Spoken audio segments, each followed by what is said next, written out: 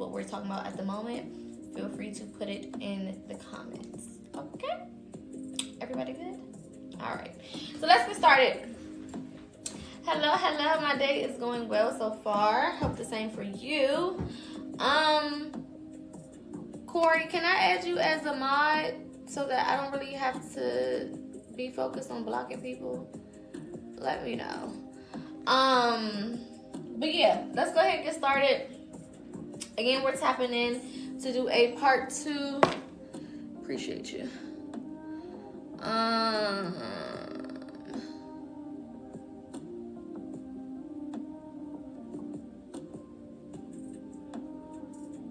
Okay, thank you. So we're doing part 2 of Hoodoo, okay? Number 1, Hoodoo is, yes, thank you, Shelly, a closed practice for melanated individuals only, specifically for those melanated individuals who are descendants of American natives, okay? American natives, indigenous people of America, whatever you want to call it. Some call it Native Americans. I don't care what you call it, okay? As long as you understand who we're talking about, okay? So, closed practice, that's number 1, the biggest thing to understand. And the reason why we do this and I specifically make sure that I reiterate that this is a closed practice is because Hoodoo is very ancestral based, right?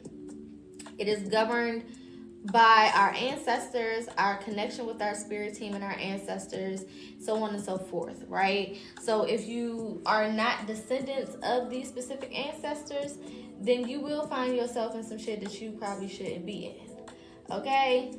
It just is what it is. The same way, you know, in order to practice Ifa, you need to have some type of descendant that comes from that practice. Thank you, Naja. In order to practice Voodoo or Vodun, you have to have some type of ancestor that is connected to that practice, okay? This is for protection purposes, all right? In order to practice Santeria, you have to have somebody that is from some descent, right, of Latino, Afro-Latino, in order to, or Hispanic, Afro-Hispanic, in order to practice that specific practice, okay? So when we get into spiritual practices specifically, right? Spirituality within itself isn't necessarily a closed practice, right? You just need to have a spirit or a soul, right? But when we get into these individual practices of spirituality, it is ancestral based, okay? And that comes with rules, that comes with regulations. A lot of people be like, oh, spirituality don't got no rules. You can just do whatever you want to do. You can do whatever you want to do when it comes to overall spirituality, right? So if you just a random person who wants to connect with nature, connect with nature. If you just a random person that want to do shadow work, do shadow work. If you a random person that wants to get some crystals and burn some sage, get some crystals and burn some damn sage. But the minute that you start to call on certain spirits, the minute that you start to, reference certain practices or certain rituals or whatever the case is, that's when the rules start to change, okay? That's when it goes from being just a free-for-all to being more ancestral based, okay? Who is your people? Who your folks? You know what I'm saying? It's like when you I'm not from Cali, but, you go to the wrong neighborhood in Cali, who the fuck do you know around here? Where your grandmama stay? Where your mama stay? Where your daddy stay? Who you know from in this neighborhood that you over this motherfucker? Okay? Same thing as spirituality. All right? Cool. So, making sure that that's understood. If you do proceed to practice not just hoodoo, but voodoo, santeria, Ifa, any of those things, and thank you, positive energy. If you do go forward and practicing some of these things and calling on some of these people associated with some of these practices, you have been warned. It just is what it is. You've been warned. Okay? If you get fucked up, you get fucked up. Because some people think that they bigger than the program. You'll never be bigger than the program. Okay? Your ass will be grass. All right? To the point where it doesn't really matter too much if you're melanated, right? If, for example, there's a black woman who went to Haiti to try to get, to try to go through the priest process for voodoo, and that lady passed away. She black. What is you over there in Haiti for? And you was a black American. You got your own practice that you can get into. You know what I'm saying? So it doesn't really matter if you are melanated. Certain practices are still closed. Okay? Everybody can't go practice Ifa. There's a lot of people who like, oh, Oshun and Shango and blah, blah, blah, blah, blah, all these other gods, and they want to call on these deities, and they get fucked up. It happens all the time. And they black people, melanated people. You can't just be doing shit. Okay? How will we know what to study? You go by your parents, your grandparents, and your great-grandparents. Okay? If you are an American native, meaning you have indigenous roots to America, you practice hoodoo. Now, there are some people who have, African descent, so they are able to practice Ifa. There are some people who have Haitian descent or Dominican descent, and they can practice Santeria or voodoo, right? Or some people who, were born and raised in like New Orleans, where voodoo, kind of made its way to America through that area, right? If you have things of that nature in your bloodline, then you have permission, or you need to make sure that you have permission to practice those things. Okay? But you should be good, right? This is why, in order, like for me, for example, DNA and lineage is very important. I don't fully practice Ifa, but I practice Ifa sometimes, right? And I had to go through a Babalawo, which is a priest, right, in Ifa, in order to get a reading to make sure that that was something that I could practice and that I had ancestry somewhere connected to that where it was okay for me to go ahead and practice. Everybody doesn't have that. So this is why you see a lot of people calling on these deities and doing offerings to these deities, and they don't get shit out of it, right? Because you don't have no connections to these people, right? We have our own, in hoodoo, our deities are our ancestors. Again, hoodoo is ancestral based. So we don't have to call on no people that we don't know like that. We don't gotta go cut the heads off no chickens and sprinkle no blood around and nothing like that.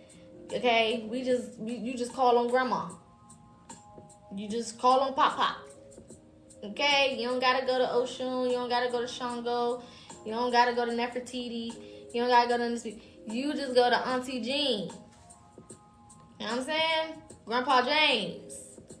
Those are your deities, right? And a lot of times, because a lot of people are new to spirituality, especially here in America, where Christianity has kind of taken precedence here, right? Especially for our people, they took our traditions away from us, and then they gave us Christianity, right?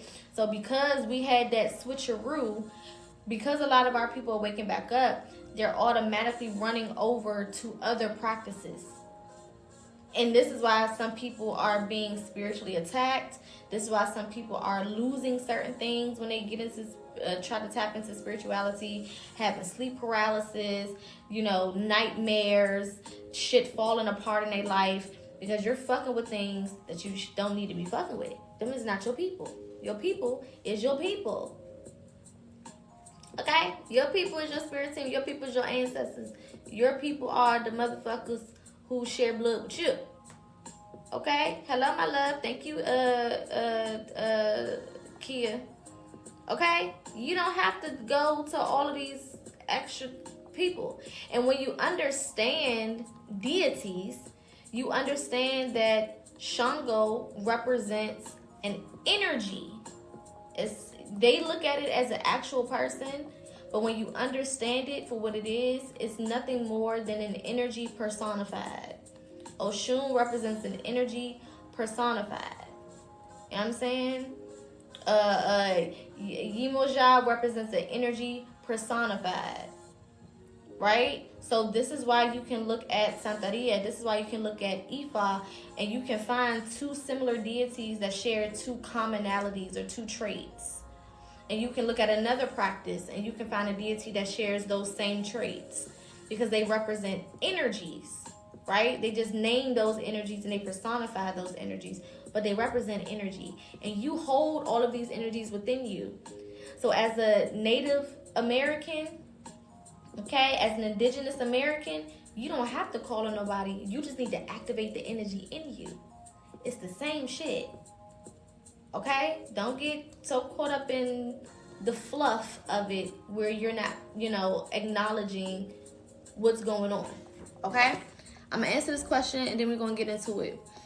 My granddad did Santeria and was a Bruja, and they did the Orishas. What's the difference? So Santeria and Ifa, like I said, they have common Orishas, right? Or deities. So there's a lot of commonalities within those two. Santeria is basically just a Hispanic version or Afro-Latina version of Ifa. It's a lot of the same shit. It's just a different approach based on culture. That's really the only difference. So they have some different rituals. They have some different methods, some different, historical background, but the core of their deities and things of that nature is pretty much all the same.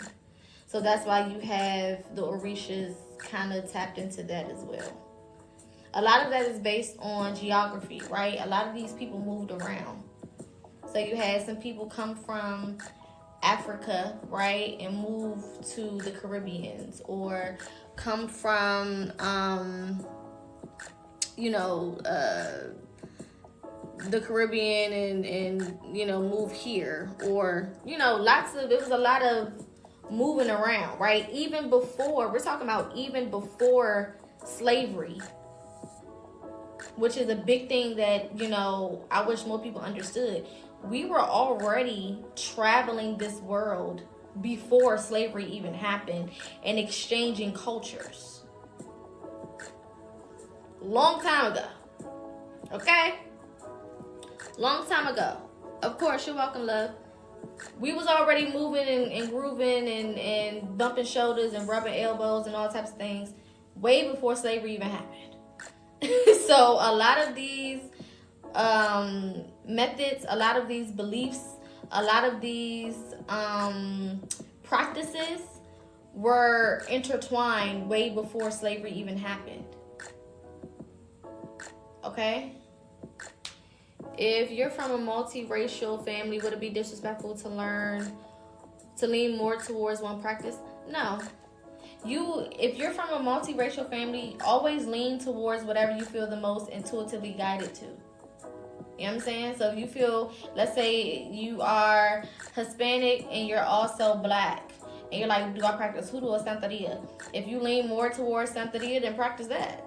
If you lean more towards Hoodoo, practice that. Whatever you lean more towards, you can practice that. And then you can always practice both, where maybe one may show up a little bit more because you're more connected to it, but then there may be other aspects of the other one that also resonate sometimes. So it's, what I'm saying, you could navigate both. You know what I'm saying? I'm Dominican and Black, but I feel more called towards Hoodoo. Yeah, exactly. So whatever you lean towards the most, go for it. Go for it. Absolutely. Okay? Because you have permission through your genealogy, through your ancestry. You have that permission to really do either one, right? Because it's in your bloodline to do so.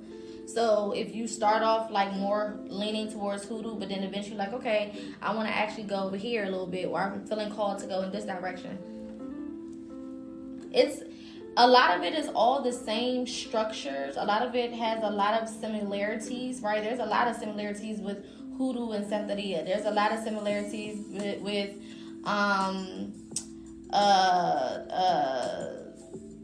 shit, all type of shit. I mean, there's a lot of these practices have, you know, similarities, but at the end of the day, you have to have permission through Ancestry. That's the biggest thing. These are closed practices, right? So I'm gonna give basic rituals and basic things for people to do, because there's not a lot of understanding of how to move forward, especially with Hoodoo. Because, you know, a lot of us are just waking up and just getting introduced to a lot of these practices, or getting a better understanding of these practices, but these are closed practices. You know what I'm saying? So if you don't have the Ancestry and you fuck around, you'll find out.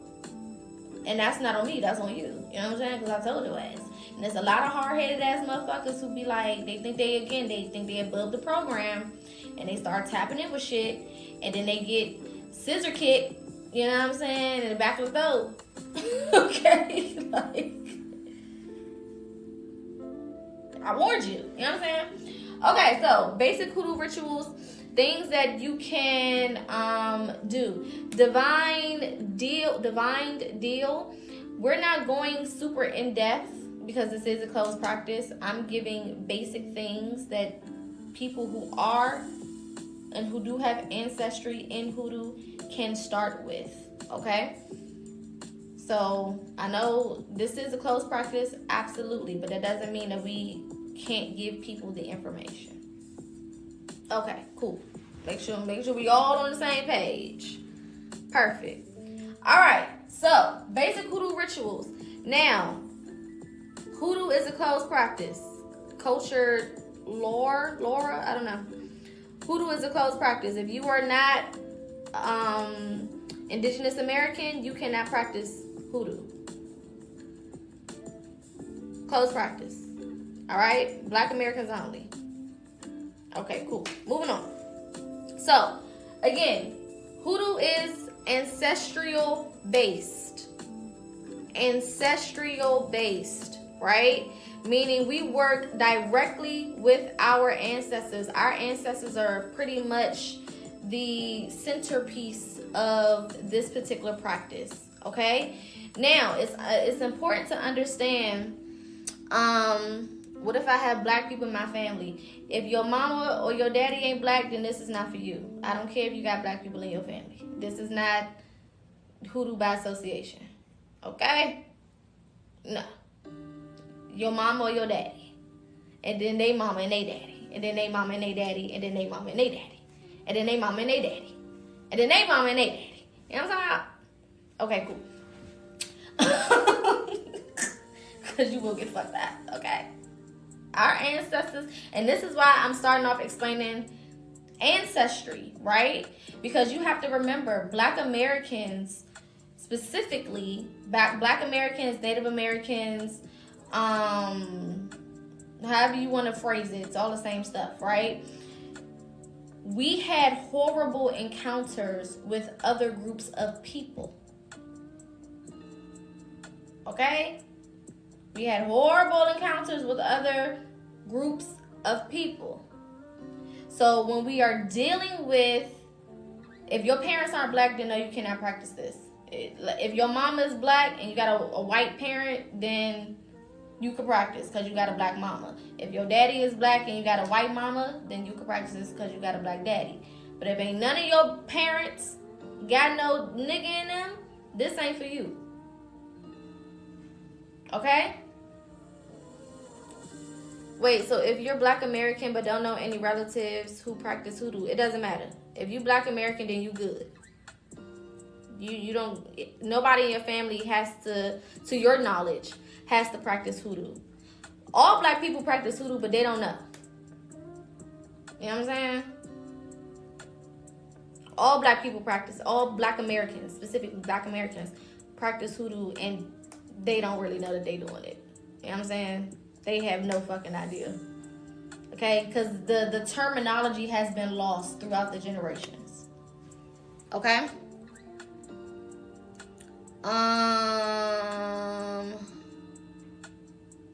Okay, cool. All right, so again, Hoodoo is ancestral based. As I was saying before, the reason why we govern this as a closed practice is because, again, we have had a lot of negative experiences with other races of people, other groups of people, right?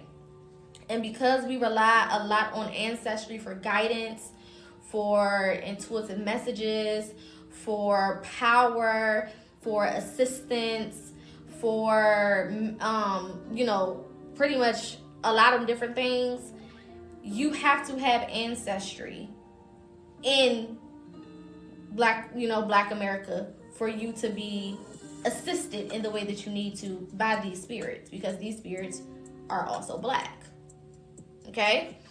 So, if you are not Black American, meaning you do not have a Black parent, then it can go really bad for you.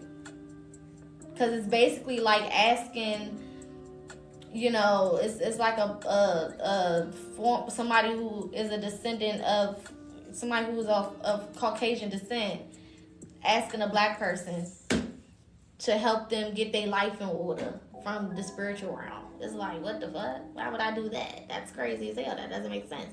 Respectfully, can we look at the history?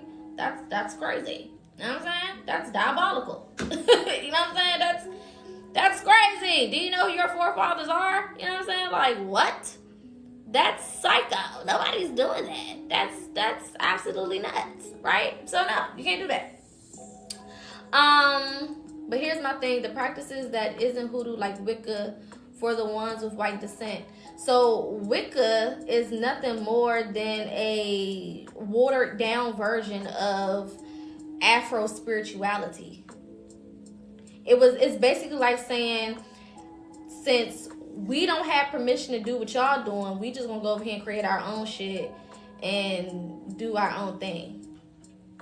There is no spirituality that is older than Afro spirituality. When I say Afro, I mean melanated. So any form of Black, whether it's African, whether it's Caribbean, whether it's Afro-Latina, Afro-Hispanic, there's no older form of spirituality. Even when we talk about the indigenous people of other continents, right? The indigenous people of Australia, the indigenous people of China, the indigenous people of wherever. Niggas been here. Niggas been here everywhere forever and was the first to be here, right? So that's why there's so many closed practices, because as these others started to appear, they tried to tap into certain things. This is where religion comes in. Religion was created so that the others could feel some sort of significance, because it's like you pop up and there's already established things that you don't have permission to partake in. So it's like, shit, well, fuck it. If we can't do y'all shit, we gonna make some other shit, and then we gonna make the whole world do the shit that we want to do so that we can feel special and important. But then it's all based on what we were doing anyway. That's why Christianity has so many similarities to spirituality. Because they basically said, okay, I'm going to take all of the, a lot of the foundational things that I see y'all doing over here and put my own spin on it, because I don't know nothing else. I've never been taught anything else. This is all that is here, right? So I'm going to take it, water it down, rewrite it, mix it up, you know what I'm saying? Take out the seasoning and then give it to the people and then force it on people. You know? So all aspects of religion are stolen from spirituality. And we were a spiritual people before we were religious. In any part of the world that you want to look in. Doesn't matter. Okay? I would still like to learn even if I can't practice it. I mean, you can learn whatever you want. I can't stop you from learning anything. But you damn sure don't want to practice it. Okay? Because our ancestors, they love a good get back. And you don't want to be the cause for them to show you just how strong they are. Okay? Anyway, all right. So we know that this is a closed practice. We know that this is ancestral based. Okay, cool. Moving on. Now, getting into basic hoodoo. Hoodoo is all about the use of nature and ancestry and inner power, right? Hoodoo is very simple. It's not about having all of these different tools and gadgets and, you know, alakazam, alakazoo. It's not about all that. It's about using the things that are readily available to you. Thank you, my love, for the beans. Use the things that are readily available to you. Use the things that you can find anywhere, okay? Anywhere that you go, in your kitchen, in your backyard, at a grocery store, in the closet, okay? It's about using the basics that we have around us and invoking the energy in those things to work on our behalf, along with the joint partnership of our ancestors / spirit team. Does that make sense? So for basic shit, if it's like, oh, I want to, you know, do a quick little protection ritual, or I want to do a quick little cleansing ritual, right? Thank you for the gift. It's all about using what you already have in your space. So let's go through a basic cleansing ritual. This is something that you can do on a daily basis just to simply cleanse your energy, okay?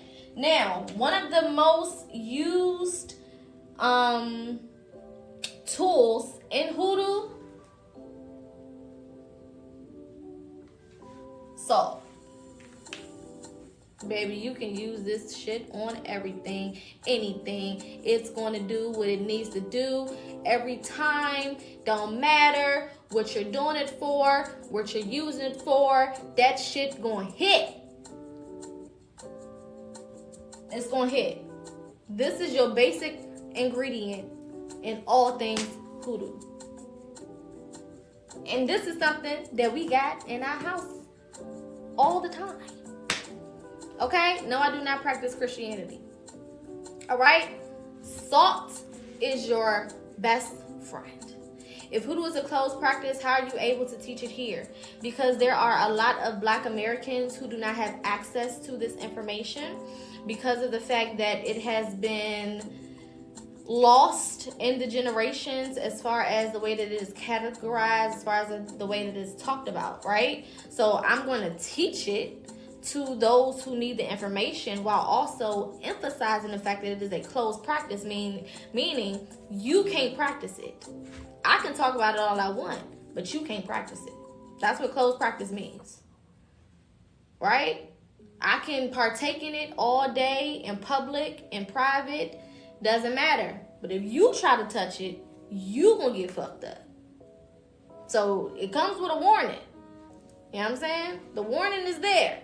There's so many people who have tried to dibble and dabble into certain things and they got fucked up. That's on you. You know? But I can't not give the information because there are a lot of people who need the information who don't have access to it and they don't know where to go to find it. You know what I'm saying? So that's why I teach it. And I don't talk on this all the time. You know what I'm saying? I don't speak on this all the time. Hold on, somebody had a question. Is hoodoo only for Black Americans? I'm Nigerian. Hoodoo is a Black American closed practice, yes. However, if you have a Black American parent, then yes, you can participate. Thank you for the gifts. Then yes, you can participate. But Nigerians have their own closed practices. So I would research what that is. Like for some of you guys, it's Ifa. That's usually the spiritual alternative when it comes to African spirituality, one of the most popularized ones. I would look into that. I would get a reading by Babalabo, which is a Ifa priest, and go that way. But hoodoo is a Black American practice first and foremost. The same way I wouldn't just go practice voodoo. Voodoo is not a Black American practice. That's a Haitian practice. Started in Haiti. So I wouldn't just tap in with that. You know what I'm saying? Just because I'm melanated don't mean that I can practice everybody else's shit. Does that make sense? Unless I have ancestry that is linked to those practices. Because there are some Black Americans who have Haitian ancestry or who have Dominican ancestry, and they can, you know what I'm saying, you know, Haiti is in the Americas. Baby, we're not talking about geography 101 based on modern day maps. We're talking about culture. Haitian culture and Black American culture are two different things. Two different practices, two different ways of life, two different backgrounds. Completely different. Completely different. If that was the case, I could be like, well, Earth is Earth, so I could be able to practice anything. No. No. All right, back to it. So, salt is your basic tool when it comes to hoodoo, okay? Salt is always the easiest go-to. Salt can be mixed with water. Salt can be mixed with honey. Salt can be put in different oils. Salt can be used by itself. Salt is one of the most versatile tools when it comes to hoodoo, right? So when we're talking about like a basic cleansing ritual, you can take salt by itself and you can rub it in your hands, right? Because hoodoo is not just the tool itself, it's also invoking the energy of that tool with word of mouth, with the different things that we speak, with our intention, so on and so forth, right? So you could, you know, rub it around in your hand, right? And speak certain words of cleansing. You know, I'm so happy and grateful that I'm cleansing my energy of blah, blah, blah, blah, blah, blah, blah, blah, right? You can add it to your spiritual baths, right? Everything we do is always with intention. Hello, my bestie. Everything we do is always with intention. So if I'm using any tool, I'm activating it with my intention. Word of mouth. A lot of y'all just be mixing shit together. You know what I'm saying? A lot of y'all just be mixing shit together and throwing shit in the pot, and you know what I'm saying, it don't work because you're not working it, right? It don't work because you're not working it. For example, when our grandparents, and this is why I say they practice hoodoo, but they don't necessarily call it hoodoo, right? If you would sit in a black ass household, okay, when I say black ass, I'm talking about black ass American household, right? And you would sit and your granny, and we talking about them old grannies. Okay, we're not talking about these new age grannies that's like 45. We talking about them old grannies, okay, them great grandmas. When you was sick, they would go in that kitchen and they'd start putting shit together. The reason why they use certain things is because they understood the properties that these things held as they were adding these things together, which is why it did what it needed to do. Okay, which is why it worked the way that it needed to work, because they understood that these things have properties. These things hold spiritual significance as well as healthy, you know, when it comes to your health, it also holds certain significance, right? And that's why it worked, because they were activating those properties with their intention as they were putting it together, right? A lot of y'all nowadays, y'all just be mixing shit around.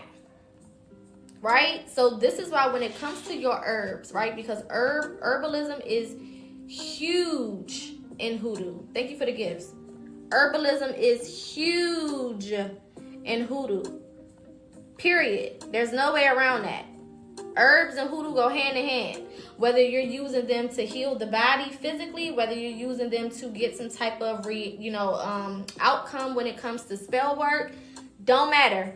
Herbs, you better know your herbs, okay? And you don't need to, have a PhD in herbalism, but you need to know the basics of herbs, okay? What is the properties of salt? What is the properties of pepper? What are the properties of ginger? What are the properties of garlic? What is the properties of cayenne pepper? What is the properties of onion powder?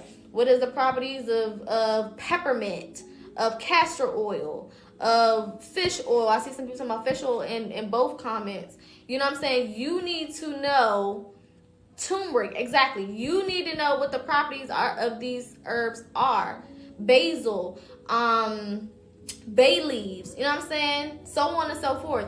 You need to understand what these things are for. Okay? So that when you're using it, you can activate those specific properties.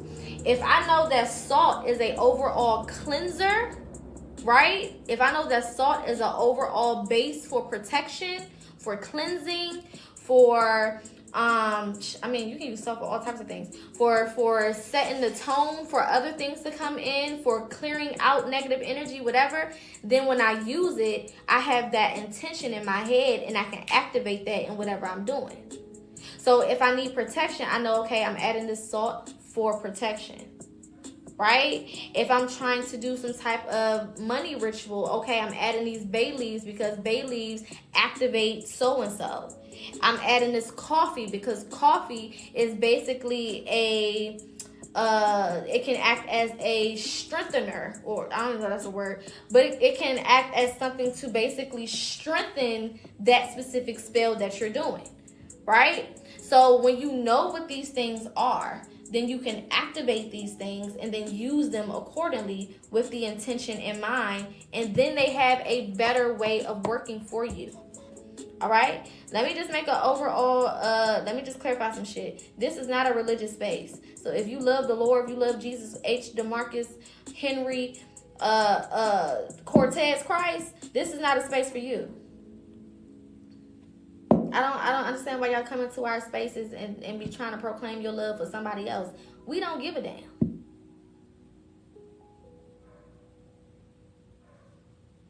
I'm confusion. Do it look like we give a damn? We don't give a damn. maybe you're confused. We don't give a damn. No spiritual people walk up in y'all churches telling y'all going to hell. So why is y'all in our space?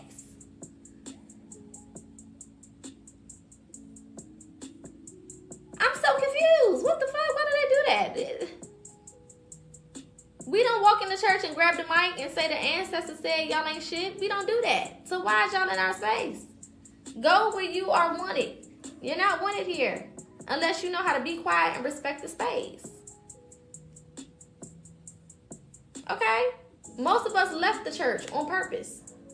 It wasn't an accident. We did it on purpose. We don't need you to come back and try to spark something in our soul. What the fuck? Let it go. Like Elsa. And move the fuck on. Okay? Because I take that as disrespect of my beliefs. I take that as disrespect. Alright? Anywho, going back to what the fuck we was talking about. Okay? So, knowing what your herbs do, and this is what we talked about in part 1. Again, if you want to go and watch part 1, it is on my YouTube, PocaSPEAKS. Go watch that, okay? But knowing what your herbs do, the purpose that they serve, the properties that they have, is basic Hoodoo 101. Okay? Back in the day, the root workers, the witch doctors, they called them witch doctors, the healers of the community, they knew what they herbs did. That's why they were able to recommend you specific herbs for specific things. If you ever heard about, or ever seen your grandmama tell you throw some salt behind your back, okay, you going through some people hating on you, motherfuckers in your business, you feel like, you just keep going through certain shit, or certain things not going right in your life, blah, blah, blah, blah. Be like, take some salt, throw that shit behind your back. Get the motherfuckers off you, right? That's a spiritual thing. And they knew to tell you to do that with salt because of the properties that they knew salt had. Right? Brick dust. Brick dust is another one, right? They knew to take that brick dust and sprinkle it around the perimeter of their homes. Or they make you a little mojo bag, if you know anything about mojo bags. So on and so forth. They sprinkle salt at their front door. Okay? Even when we look at the religious aspect of it, right? Taking oil and anointing things. That's a hoodoo practice. That's a spiritual practice. So when your grandmama go through your house and start anointing doors with oil, that's a hoodoo practice. But again, a lot of this stuff have gotten lost because the terminology isn't the same. So a lot of these people don't know that they're practicing hoodoo, but they practicing hoodoo. Okay, y'all grandmamas is practicing hoodoo. Why would it be a need for you to put herbs in blessing oil or healing oil or anointing oil? Why would you need herbs? Because the herbs serve some type of purpose, obviously, right? If not, then you could just use oil. But then why would you even use oil? Because oil even serves a property. It serves a purpose. The properties in oil serve a purpose as well. Different oils for different things, right? So knowing what these things do is very important to activate them, okay? So salt is always a good foundation. Another one that we always commonly use as well, water. Again, hoodoo is about basic shit. It's not about complicating it. You don't need no rabbit's foot and a little sprinkle of bat piss and, mixing that up with some fucking shit, who knows, a deer hoof. Like, we don't do all that because we don't need all that. We understand that nature is powerful enough to supply us with what we need. And we can activate the properties in the things from nature, right? So salt, water, these are basic things that you have in your kitchen. These are basic things that you have anywhere. You can go to a job and find some salt. You know what I'm saying? You could go to the fucking store and get some water for free. You know what I'm saying? These are things that you can just find. You can go to somebody else's house and find this stuff. You know what I'm talking about? Hello, my love. I'm talking about hello. Right? So all of these are your basics. You can get it from anywhere. You can do what you need to do with it and be out, right? Water is cleansing. Water is healing, right? Water rejuvenates. Water brings clarity. Water allows us to reflect, right? It represents reflection or mirror, right? Mirroring energy. Water holds so many different properties. It does so many different things. So these two things alone, you can get a lot done if you know how to invoke the properties in these things. You can use these two things together to manifest, to protect, to release. Basic. Thank you, Lachey. You don't have to do a whole bunch of different shit. You don't gotta have, no damn tiger's claw. You don't gotta do all that. Okay? Another one that's popular. Coffee. Especially when you start working with your ancestors, baby, they love them some coffee. They love it down, okay? Coffee also, like I said, ignites whatever you're doing. So it adds like some oomph to your rituals. It adds some oomph to your space, right? Coffee also holds its own properties. You can burn coffee. You can make coffee. You can just use the beans. You can ground it up and use it. There's a whole bunch of different ways and methods, when it comes to coffee. Yes, baby, this will be on YouTube. Okay? Another one.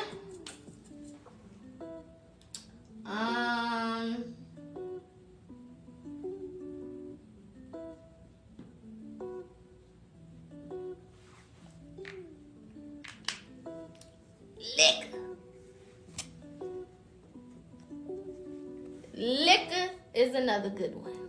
Okay? That liquor gonna do it every time. There's so many different uses for liquor in hoodoo. So many different uses for liquor. Especially when you start to, again, work with your ancestors and your spirit team. Okay? Liquor is very beneficial. You can use it for cleansing. You can use it for protection. You can use it as a base to make things like Florida water. Right? You can use it as a offering.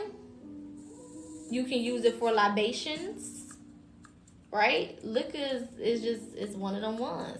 And you got to remember, liquor, specifically white liquor or rum or tequila, things of that nature. Well, tequila is more Santeria, but just in general, this has been around for a long time, and it was used back in the day for medically.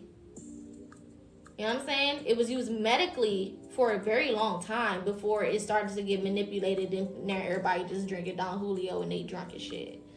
And then a lot of people was using it actually, you know, to medicate, right? To cleanse the stomach and the digestive tract and the gut. Okay? What's your comment, babe? Write it again. Okay? Yes. And I talked about that trick before. You can spit liquor on the front of your car or on your tires or the back of your car for protection while you are driving. If y'all was on that live where I don't know if I talked about that on the first Hoodoo live, but I think we talked about that on the protection rituals live that I did. All of those are on YouTube. Okay? Yes, you can use liquor in tinctures as well. You said you and your kids got the flu. What can you use? Okay, so you can get some, use water as your base. Get you some cayenne pepper, honey, lemon, and garlic. You can throw some oranges in there too if you want to. You can cut up oranges and put it in there. You can squeeze some orange juice in there if you want. And basically let that boil and then drink it. And you're going to be straight. Trust me. You're going to be good. It's going to knock whatever the fuck you got out. You can also use oregano oil. Oregano oil is good too. But if you can take that mixture I just gave you and you can drink that. Even if you aren't sick, you can drink that shit on a daily basis. And that shit, anything you got, it'll clear you. It will clear you out. Do you hear me? You can add ginger to it as well. My YouTube is PocaSPEAKS. Type in PocaSPEAKS on YouTube and you'll find it. Okay? You're welcome, babe. That shit'll knock out, baby, anything. Okay? Cayenne pepper. If you have blood issues, cayenne pepper is your best friend too. Cayenne pepper, honey, garlic. It can be, you can cut up fresh garlic. You can use the garlic and the minced garlic too, but it's better if you use fresh garlic and just cut it up a little bit. Honey, garlic, cayenne pepper, lemon or lime, whichever one you prefer. Orange, you can use orange slices or you can use the juice from an orange. And what else did I say?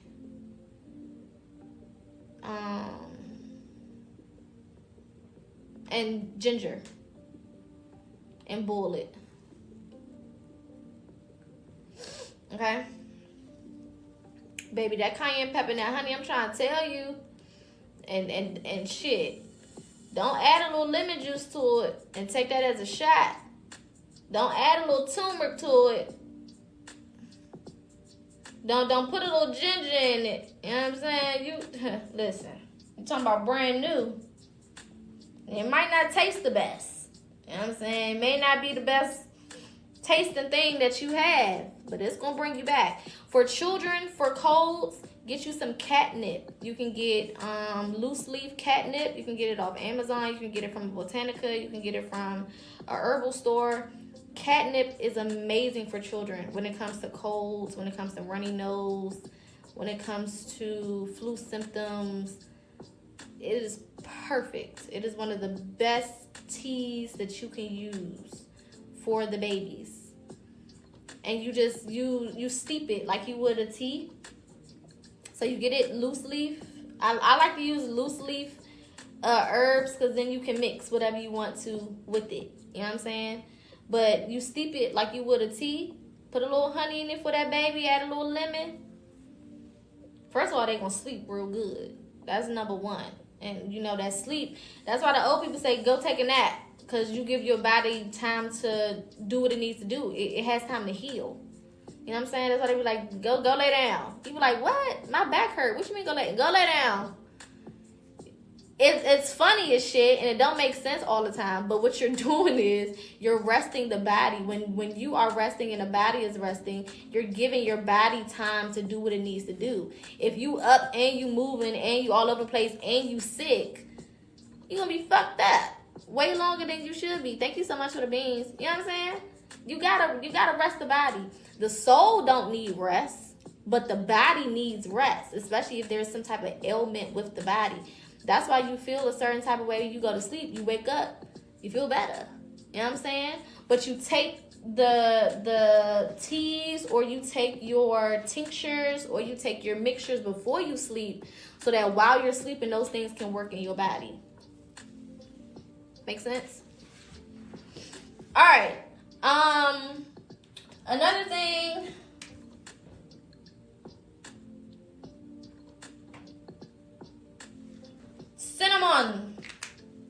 Cinnamon is another one. Of course, it's all in our homes, everywhere, all over the place. You know what I'm saying? We got cinnamon. Okay. Yes, my YouTube is hey D. Yeah, my YouTube is the same as my name. Okay. Cinnamon is that girl. Cinnamon is that girl, especially when it comes to attracting things, prosperity, money, jobs, careers, whatever. Cinnamon is that girl that's gonna go and grab that shit for you. You know what I'm saying? She can be like, hey, that's mine. Okay? She is that girl when it comes to that. Okay?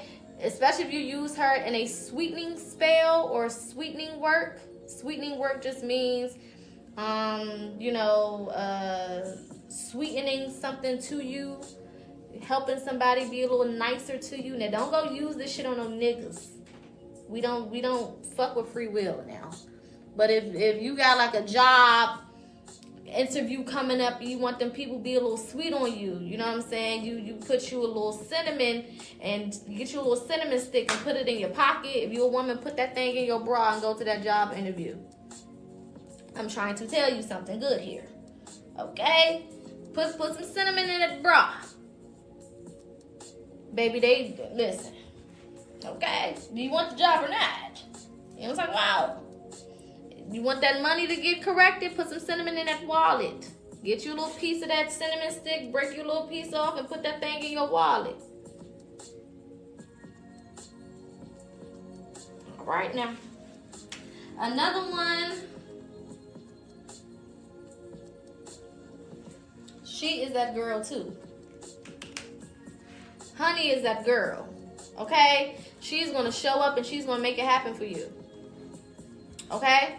You can use ground cinnamon for sure. Ground cinnamon is better for like if you're doing spell work. So like if you're doing like a honey jar, or you're doing a money jar or something like that, and you want to sprinkle it. Ground cinnamon is also good for blowing into your front door, into your room, into your space. You know what I'm saying? To bring in wealth and abundance and prosperity into your space. Is good for stuff like that. But carrying around with you, you want cinnamon sticks. Put it in your wallet, you want cinnamon sticks. It just works better than carrying around loose cinnamon. You know what I'm saying? But honey is that girl, okay? You want your words to come across better, put a little honey on your tongue and then speak to people.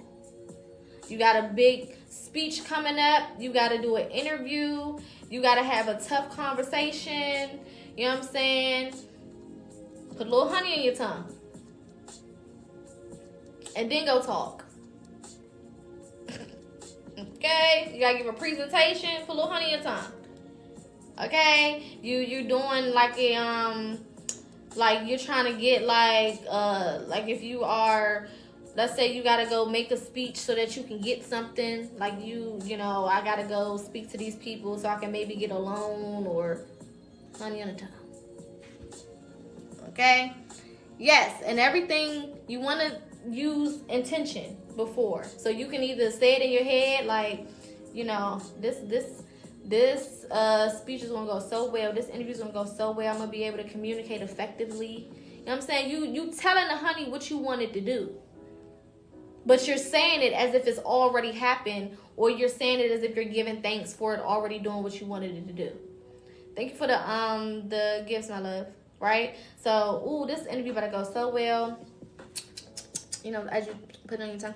This interview gonna go so well. I'm gonna be able to communicate effectively. I'm gonna have all the right words to say. Or if you gotta have like even with your spouse. Cause you know, some of y'all got attitude problems. And sometimes you gotta go and you gotta talk. You gotta communicate with that spouse and, you know, have one of them heart to hearts or one of them conversations. You know what I'm saying? About put a little honey on that tongue. It's gonna reel you in. Some of y'all got attitude problems. Okay? Or even if you do it, a good practice, especially like if you're working on confidence and being able to speak your mind, activate your throat chakra. That's another method to use it as well. Do it try doing it every rising for like a couple days. And just see how things start to transform. Because I always say, you know, hoodoo is, yes, it's part tools, but it's also belief and intention and inner knowing. Right? So you can use all the tools that you want, but if you don't think this shit really gonna work, it's not gonna work. Because your intention has to activate it. Your belief in that outcome has to activate it, right? You create your reality with your mentality. So if your mind is not even on the same page as what you saying out your mouth or what you doing with your body, with your hands, don't none of this shit matter. Don't none of it matter. It's not going to fucking work. You have to make sure that you are on the same page. Mind, body, and soul needs to all be on the same page in order for these things to work for you so that you can properly activate the intentions within them. Make sense? What's not logical? What are you talking about, sweetheart? Are you okay? You need some attention? Do you need a hug? I would never understand how y'all just come into spaces and just have attitudes and just be upset. Are you all right? Oh my. Who shit in your cereal? Anywho. So yeah. Okay. Thank you, Naja. Just start blocking them. Cause, you know, it's alright. Okay, so now I'm gonna open up for suggestions. What are some other herbs, household tools that you guys can use or that you have used? Because I like to do interactive. I don't like to just teach. I also like to, you know. Bay leaves, I saw in the comments.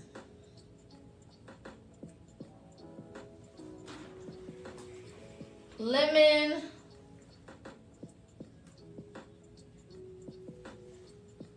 Ooh, brooms. Shout out to that person for saying brooms. Now, real quick, what's some uses of brooms? Now, all niggas know that you don't sweep over nobody's feet with no goddamn broom. Okay? Everybody know that. For the person who said, why are you teaching this? Because white people can come in and see. Baby, if y'all think that white people don't already know a lot of this stuff, there's books on hoodoo, guys, that people can buy, right? It's a closed practice because if they go and they try to practice it, they're going to get fucked up. Let the ancestors take care of the people. That's not our business. We in here teaching the people who need to know it, who are of African, American, or indigenous descent. They need to know. These people need the information. Let them people get fucked up. It's whole ass books on Amazon that you could buy on any practice that you want. Okay? Me sitting here teaching it to my people is so that my people can have what they need. Somebody got to do it. Somebody got to do it. Somebody got to teach. Somebody got to make the information available to people who don't have the information. Okay? We know it's a closed practice, y'all. But how the fuck is somebody going to know what to do if ain't nobody saying nothing? That's crazy as hell. Who going to tell them? I need y'all to use your brains a little bit. I love y'all down, but can we use our brains? Can we activate our minds? Okay? Yes, this will be on YouTube. And girl, did you not know our grandmamas will fuck them up? A lot of them been waiting to catch a body. They'd kick the fuck out their throat. You know what I'm talking about? It's okay. We don't gotta be out here trying to fight nobody. We know people on the other side. It's alright. We done already seen the examples of these people getting fucked up trying to fuck with our shit. Let keep getting fucked up. It's called the process of elimination. Okay. Hello. Somebody gotta do it. Back to the brooms. What we use brooms for? Why is it a big thing to not let that broom hit your feet? Why can't that broom hit your feet?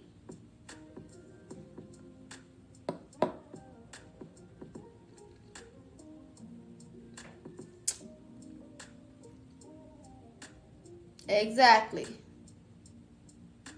Bad luck. Exactly. Whole bunch of different shit can happen. Bad luck. Fucked up. Negativity. Marriage is a big one because they used to jump the broom. Yes, it represents negative energy. Right? So you don't yes, and you spit on it. If that shit sweep over your feet, you spit on it. Also, because what does the feet represent when it comes to spirituality? Because it's deeper than just negativity. What do your feet represent in spirituality?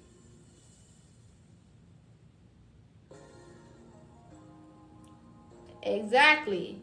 You traveling, your foundation, good. Your soul, your journey, absolutely. Right? So if you sweep on my damn feet, you understand? A lot of these what they call superstitions are rooted in spiritual beliefs, right? Spiritual practices. Your feet represent something. Your hands represent something. Your mouth represents something. Your nose, your ears, right? That's why we have all of these different superstitions or quote unquote belief systems when it comes to these things. Right? So I don't want you to just think of it as like, okay, it's a broom and, sweep over your feet. It just means something. No, what do your feet represent? What does the broom represent? When you start to figure out the properties of each thing, when you put it together, you can make it make sense. You can see the deeper reason of why we don't do certain shit. Okay? Fuck that. Right? Absolutely. Everything is connected. Okay? It's a deeper reason why all of this shit is the way that it is. Okay. Back to our suggestions. Okay, bay leaves. What do we use bay leaves for? And somebody say each one teach one in the comments. That is one of my favorite quotes because that's what the fuck we do. Yeah. Shout out to that person who said that. Manifestation, money, good. Prosperity, all that. Bay leaves can also be used in protection rituals as well. Okay? Lemons. What purpose do lemons hold? What are we using lemons for? Cleaning, cleansing, good. Protection, good. Exactly. Not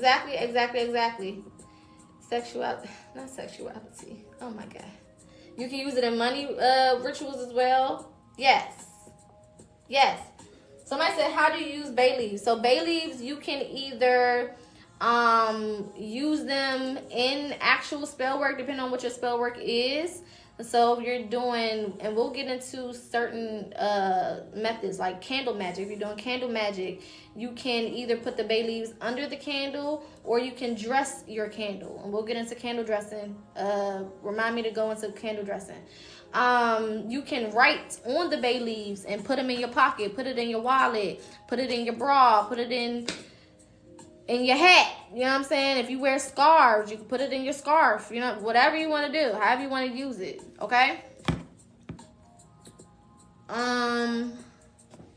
No, I didn't do brown paper bag, but go ahead and expound on that. Why do we use brown paper bags? That's a good one.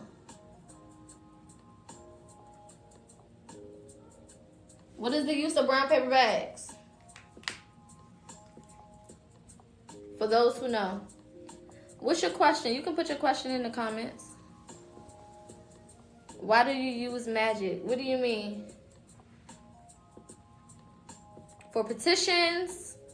Yes. Yes, babe. Cayenne pepper is one too.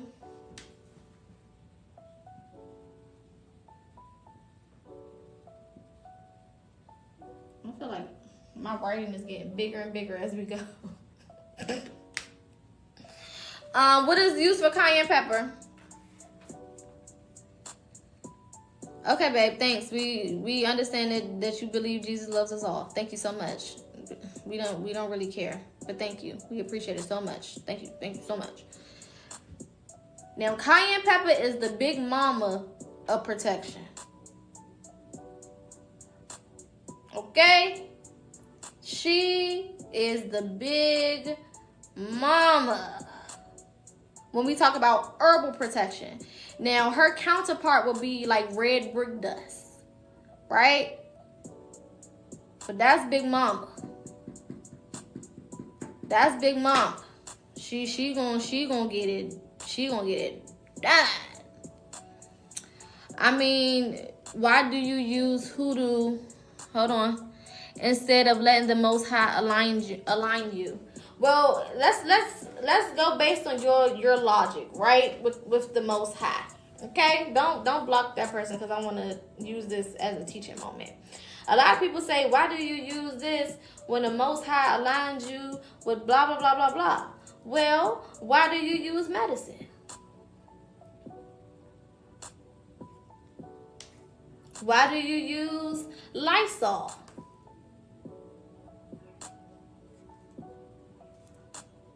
Why do you eat food?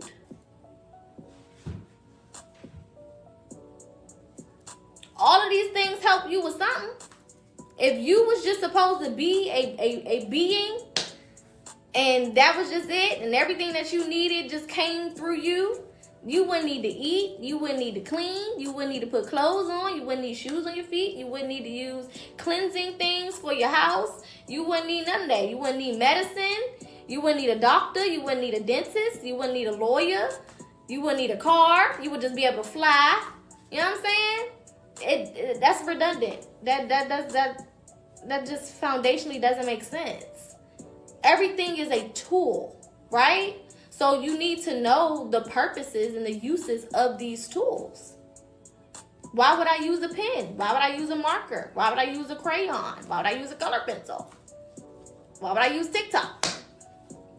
It's all tools. We all use tools. Okay? Especially if you're religious. Why are you using anointing oil? Why are you participating in a ritual that they call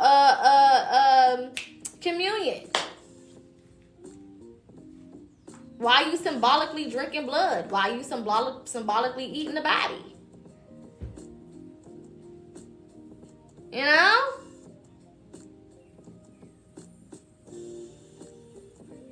Why did they bring Jesus, frankincense, and myrrh?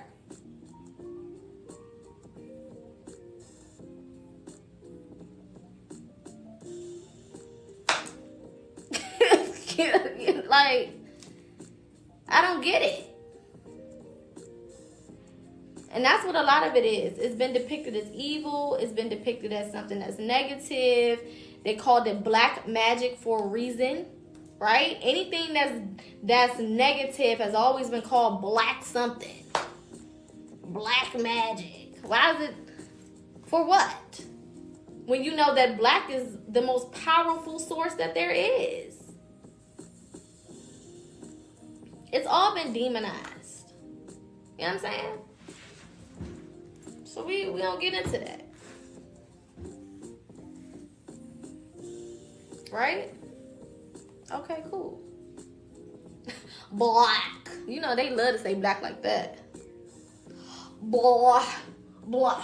Okay, somebody said sugar. What would sugar be used for?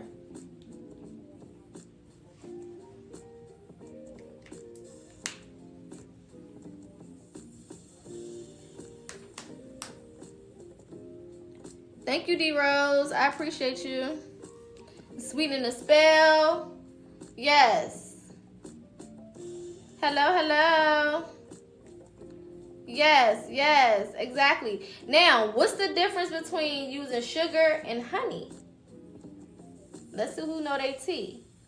What's the difference between using sugar and honey?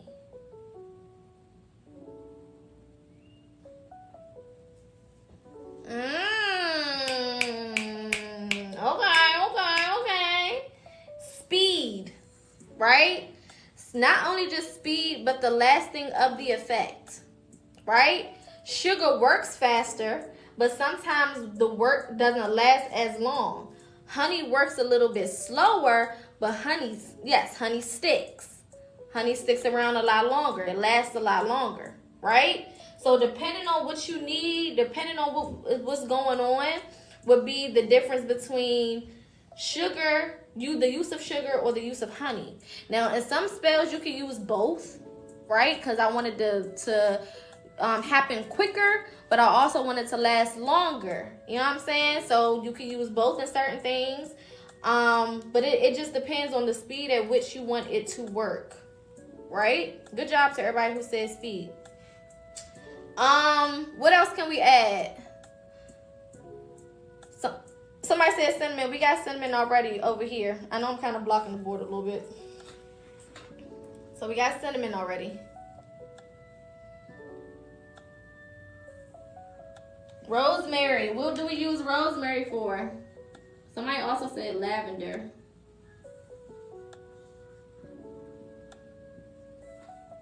Is it lavender or lavendar? Der, right? I'm having a moment. Or R? Okay.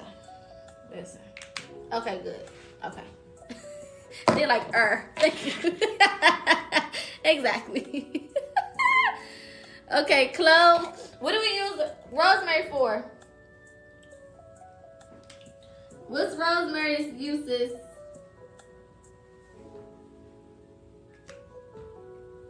Protection. Good. What else? Thank you, Gigi. Abundance. Cleansing. Good. Lavender. What are we using lavender for?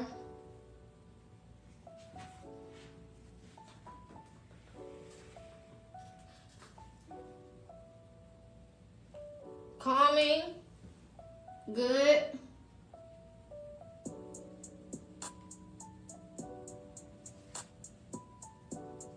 Abundance. Good. Yes, you can use lavender as a smudge. You absolutely can.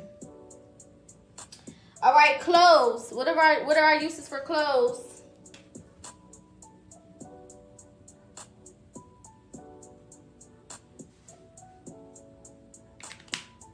Banishing, dream work. Smudging is just like it's the burning of herbs. So like how you use sage, how some people use rosemary, some people smudge with lavender.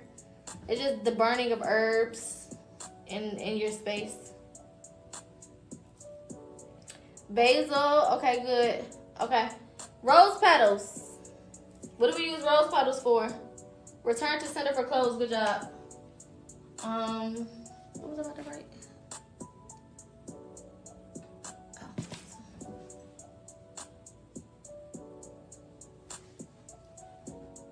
Love work, self-love. Yes. Exactly. Do people burn sugar? That's not, I haven't seen it used in a burnt form. So I wouldn't be too sure. I'm sure you could. I don't know the personal significance of it. Vinegar. What are we using vinegar for?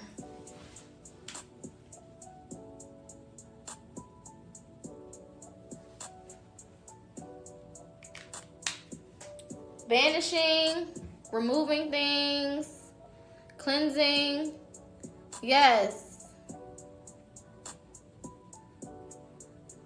Good. Good. Basil. What is our uses for basil?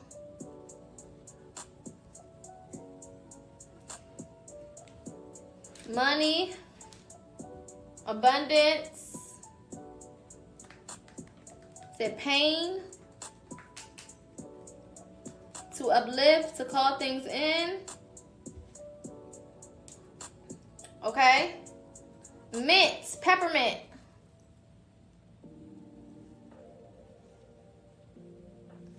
What are we using peppermint for?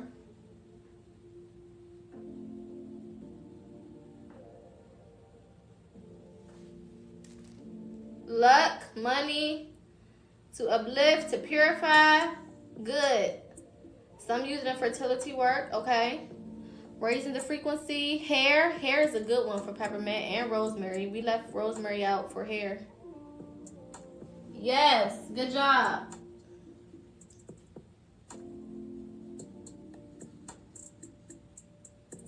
What are we using black pepper for?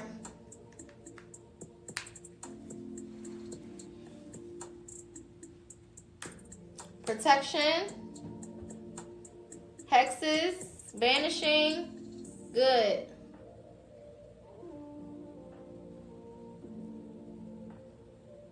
Yes. Shout out to your grandmama, Bruce. Mucus cleansing. Okay. Garlic. What are we using garlic for? What uses does garlic serve?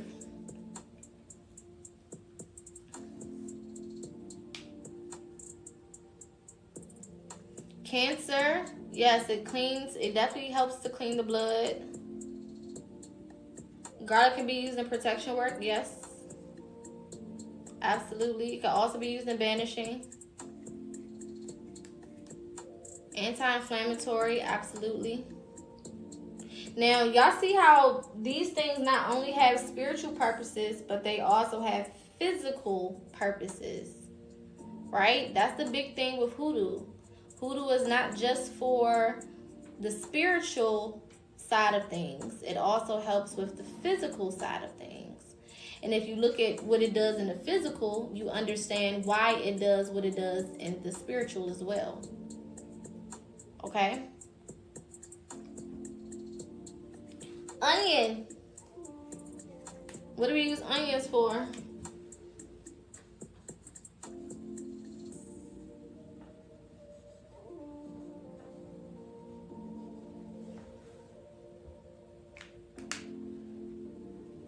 Take a guess. Think about what onions do to the physical body, and then take a guess on the properties that it may have. Sickness, protection, exactly. Healing, purging. Okay, so y'all see how the physical parts of it also serve, thank you, Corey, the spiritual parts of it. Okay? Good. Black eyed peas. Y'all better know this one. Y'all better know this one. Oh, okay. Because I was about to pull some of y'all niggas cards. I was about to start collecting some nigga cards around this motherfucker. Y'all ain't know this one.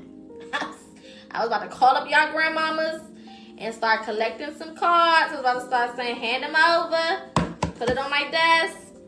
You'll get it back when you get your life together. Okay? Period. Yes. All right.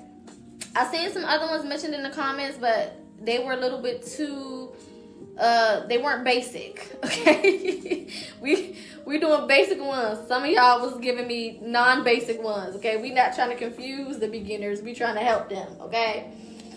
Yes, you can screenshot. Let me move out the way. Oh, let me add Florida water first. What is Florida water?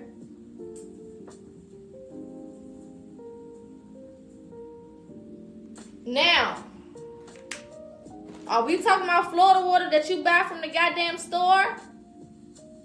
AKA cologne? That ain't no goddamn Florida water. I'm sick of seeing that shit. I'm sick of it. What the hell? The only thing it do is make the room smell a little spicy. That shit don't do nothing. Stop using that bullshit. You can take these herbs, some of these herbs up here, these protection herbs from up here, and you can mix it with some liquor, and you can make you a Florida water. Do you understand me? Take your protection herbs, whichever one calls out, all the herbs that call out to you. Okay? And put that shit in a mason jar with some liquor. Fill it to the top with that liquor. Screw that top on that thing. Shake it up a couple times. Put it in a brown paper bag and put that shit somewhere in the dark for 2 weeks. So it can pull out and draw out all of the properties in them herbs. And then you can either use it from that or you can strain it and put it in something else. Stop using that funky ass store-bought, whatever the fuck it is. Shit. You can use alcohol too.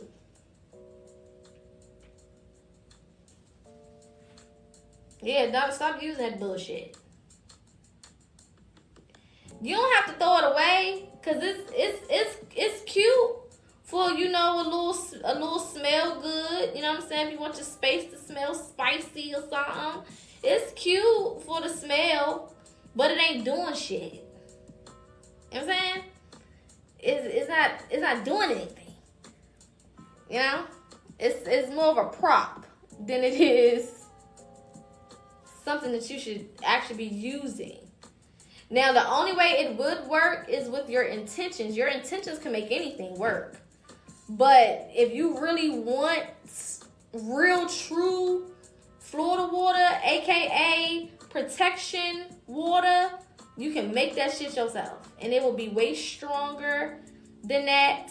And it'll smell better. You can throw some cloves in there. You can throw some peppermint. You know what I'm saying? Throw some orange slices in that mug. You know what I'm saying? You could really do it up. Some lemon slices. You know, you could really, really make it do what it do, baby. You know what I'm talking about? And that house will smell good. Okay? Now, the use of it, you can use it in your mop water. So when you mop, no, don't drink it. Don't drink it. But you can use it in your mop water. You can use it to wipe down the things in the surface areas, your countertops, your desk space, your bathroom, your kitchen, your windows, to the wall. You know what I'm saying? Don't use it on your body and don't drink it. Okay? Especially if you're a woman. Also, real quick, on the topic of spiritual baths, some of these don't go in spiritual baths. Okay? Y'all gonna have BV and that little coochie gonna be screaming. It's gonna be spicy. This is not a seafood bowl. Don't put that shit in your water. If you're gonna do a spiritual bath, you can use salt. Okay? Salt is cool. Lavender is cool. Rose petals and flowers and orange. Lavender is cool. Rose petals and flowers and oranges and lemon. All that's cool. Don't be putting garlic and rosemary and cinnamon, and don't do that. You're going to be in the emergency room. Don't put no peppermint in that goddamn thing. Don't do that. Yes, you can use essential oils, but even be careful with that, because all essential oils cannot go in that cootie cat. That Cuda Brown is going to be screaming. I'm trying to tell you.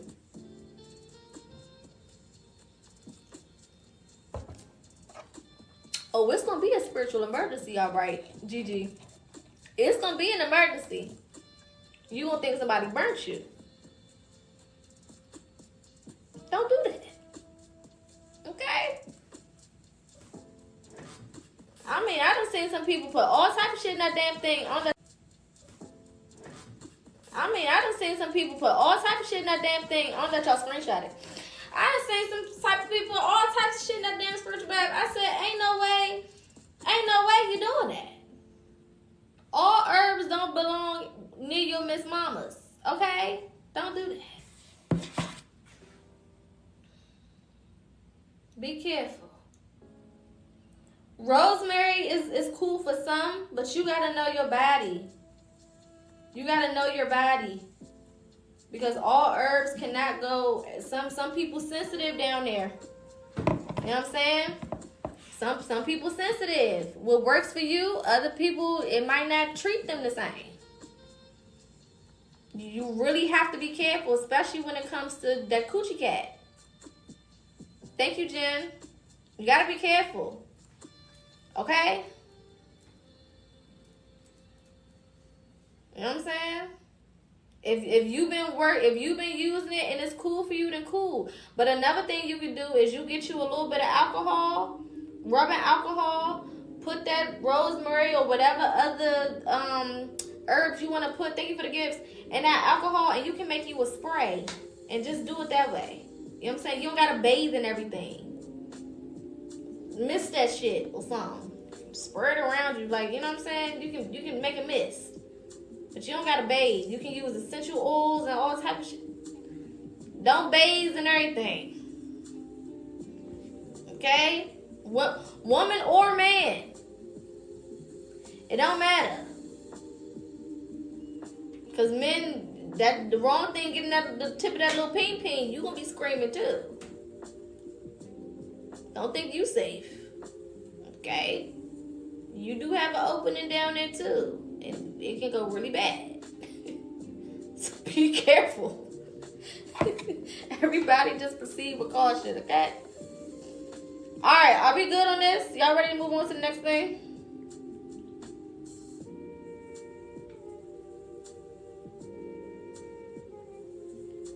Oh, okay. Go ahead. My bad. I'm in the way.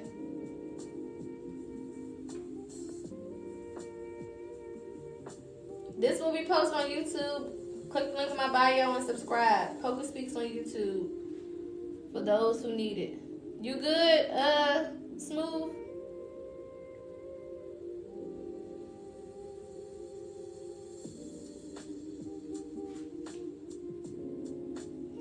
Another one that I didn't add on here, but if you are going to do a floor wash or window wash, pine.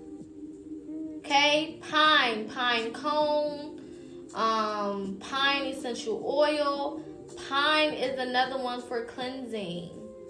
Okay, I want to throw that out there before we completely move on. All right.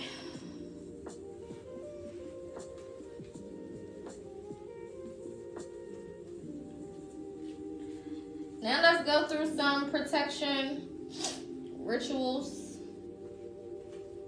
real quick, and then we're going to get into intentional versus unintentional spell work. I forgot who suggested that yesterday, but it was a good suggestion.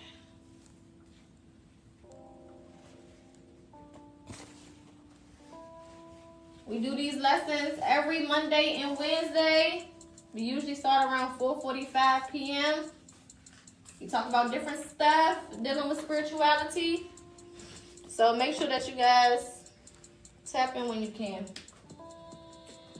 All right.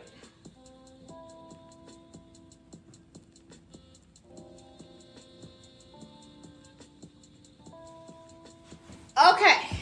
Protection rituals. Now,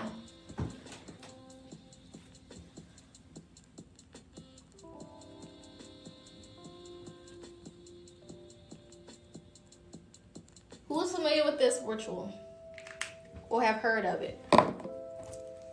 Again, these are hoodoo rituals.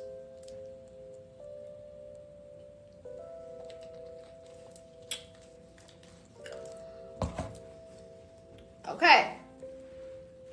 What do we use egg cleansing for? What purpose does it serve?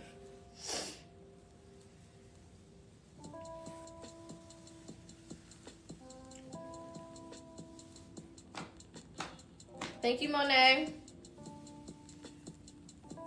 Removing negativity, cleansing the body.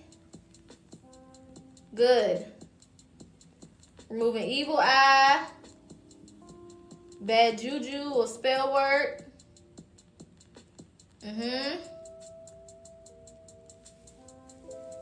Exactly. Good. Good. You're welcome, Blue. Good. Revealing enemies, negativity, spells, hexes. Good. He said eat it for breakfast. Quinn, I'm not playing with you. Okay, you about to be in timeout. I'm about to flip your card to orange. You about to go from green to orange. And then you got one more till you on red. And then your ass is grass. Okay? You about to go from green to orange. I'm trying to tell you. Okay, good. So, egg cleansing is a way for us to do all of the things that were named, right? It allows us to cleanse our energy. It allows us to reveal what's going on with us, if there is anything going on, if there's any hexes, if there's any spell work that has been sent our way, so on and so forth, okay? Now, how do we use the egg? How do we use the egg?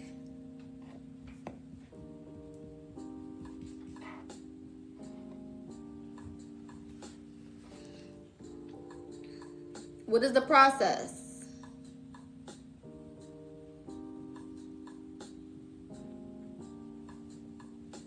Okay.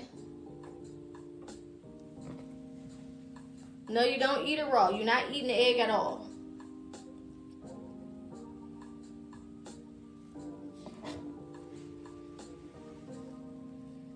So, you take the egg.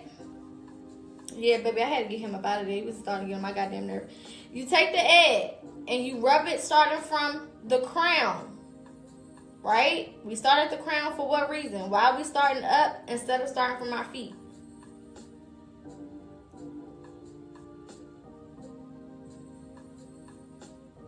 Why would we start from the top rather than starting from our feet?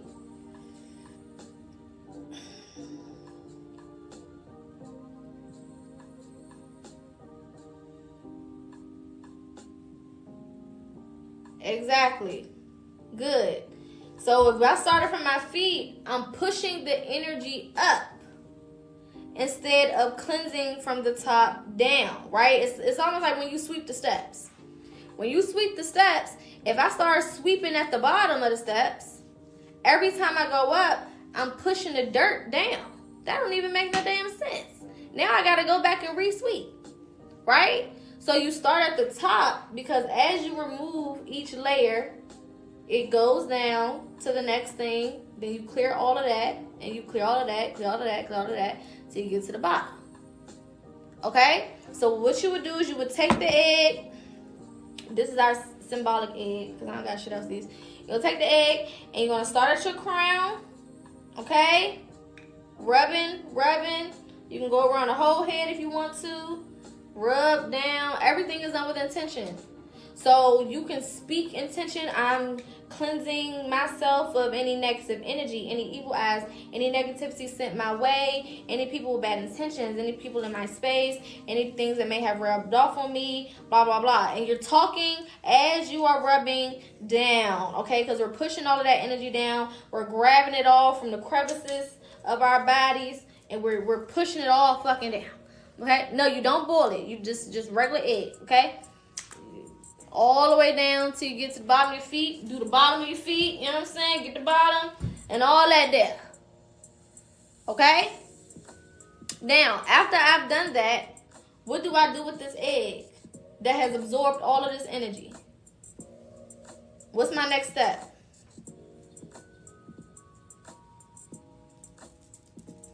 So Monet, you basically saying, you know, I'm removing, you're telling the egg what to do. I'm removing negative energy. I'm removing negative people. Blah blah blah blah blah. Whatever. Okay. So you can do one or two things. Depends on what you're doing it for.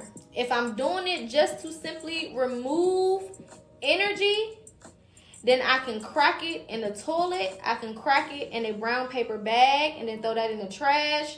I can crack it in a hole in the earth and put it in that hole and cover it up if my purpose is removal. If I'm doing it to figure out some shit, if I'm doing it to see if somebody done crossed me, or if somebody done sent some shit my way, or to see if there's any evil eyes or any roots or anything like that, I'm going to get me a glass of water and a glass and fill it with water. This should not be a glass that you drink out of. Okay? So you're going to have to start to purchase things that are only for your rituals. Don't be using and then using shit that you going to later on use with some food or something that you're going to drink. That's crazy. Okay? Get you a glass that you use for your rituals. Okay? And have some water in there. You crack that egg in that water. You can use a glass jar. Yes. Now, you never look over that damn glass after you crack that egg in there. Okay? You don't do that. You look from the side. That's why you're using a glass jar or whatever, or a glass, so that you can see what the egg is doing, how it looks, what is the energy that's coming off of that egg, what is your intuition telling you. If you feel like that egg is representing something negative, then you can treat it, right? We erased the board. You can put some cayenne pepper over top of it. You can put some salt over top of it. Ginger, garlic, black pepper, vinegar, something that is going to undo or uncross whatever the fuck you just collected off of your being. Make sense? And then you dispose of it. Down the drain, garbage disposal. Again, you can pour that in a hole in the dirt outside. You can put it down the toilet. Get it up out of there. All right?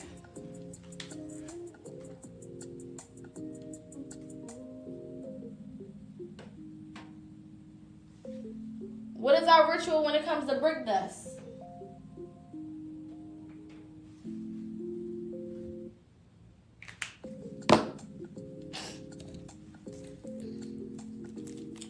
Do you put the shells in the toilet and flush it as well? You can, or you can put it in the garbage disposal.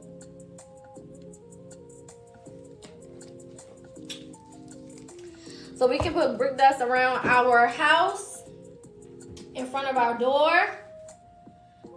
Yes, we're using it as protection. Absolutely, you can put it in your windowsills. You can sprinkle it in your windowsills.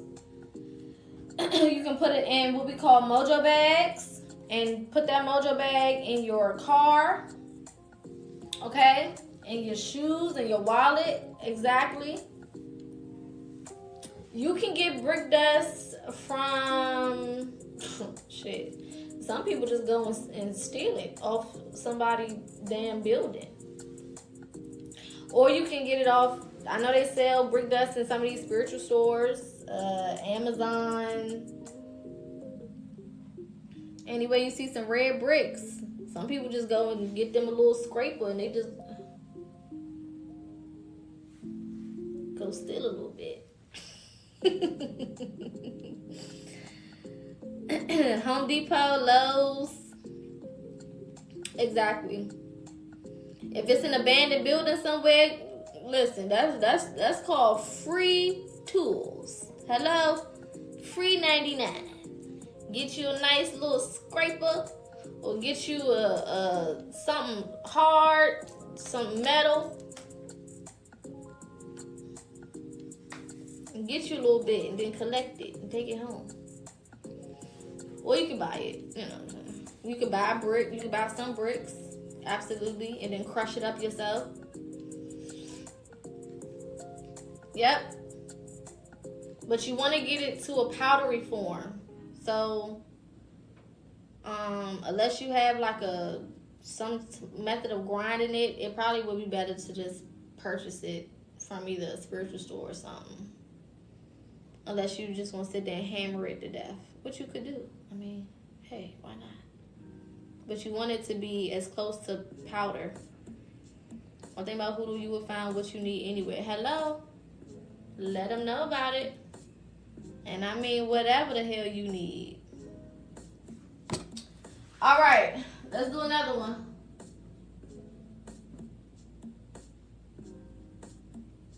I don't like how that look.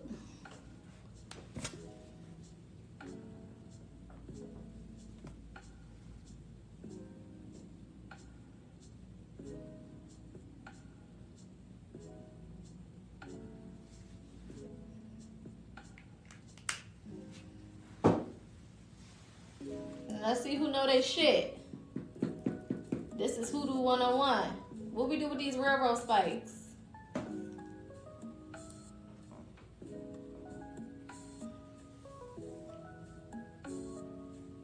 Railroad spikes. Has anybody used railroad spikes before? Protection. Yes. Strength. So do y'all know what railroad spikes are? Railroad spikes are literally, they shape kind of like this. Now don't talk about my drawing, because I'm not a drawer, okay? But they basically shape like, it's like a little tip at the bottom. Kind of like that.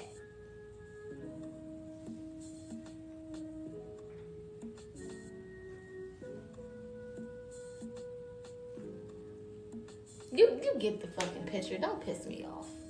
That's kind of what it looks like. It's the little spikes that they put, the little nails that you can get. You said it's pretty good. Thank you very much. Thank you very much. I'll be here all week.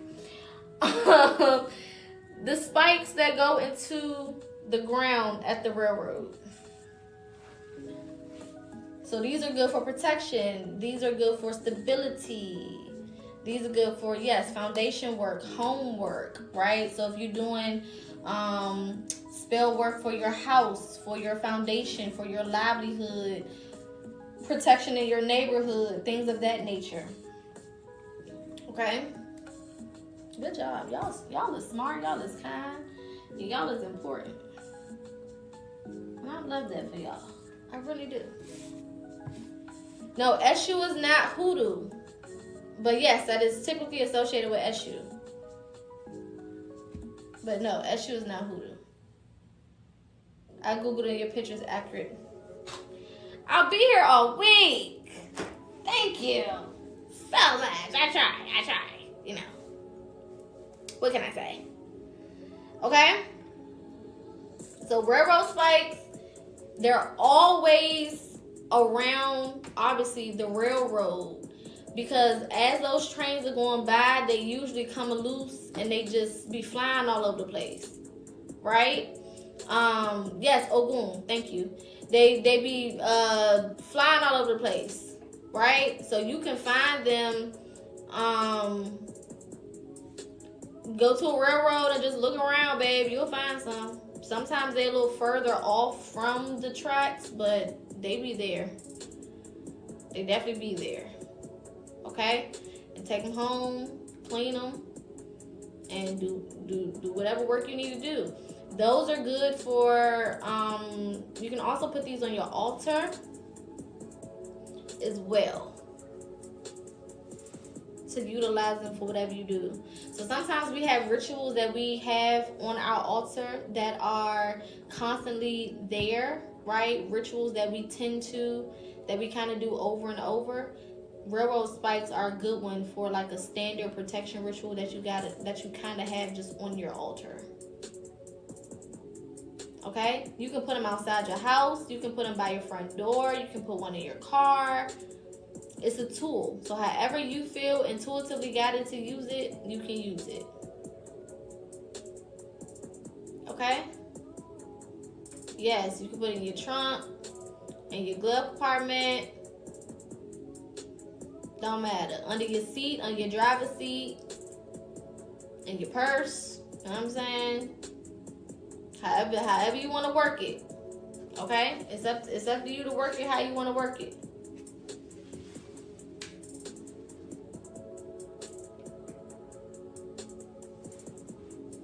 Coins. How do we utilize coins? Coins are very, very hoodoo. Divinations. Okay. Offerings.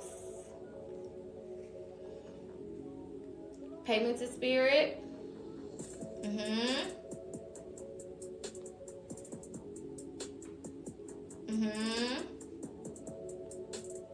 Sometimes it can also be used for protection. Some of the older people, they be having coins in their shoes. I don't know if y'all ever seen some old people with coins in their shoes. Maybe they'll throw some pennies in their shoes quick. Real quick. For protection. Especially pennies, because pennies are usually copper based. Thank you, Corey. Okay? Coins are great for prosperity, abundance. Yes. Exactly. Speaking of copper, what are our uses for copper?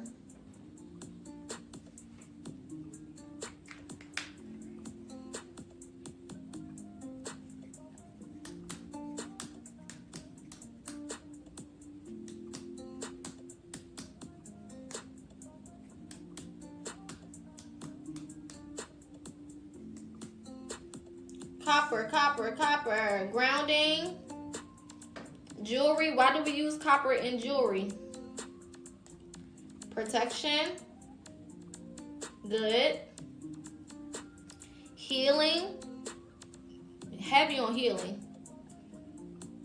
Copper also can draw heavy metals out of the body.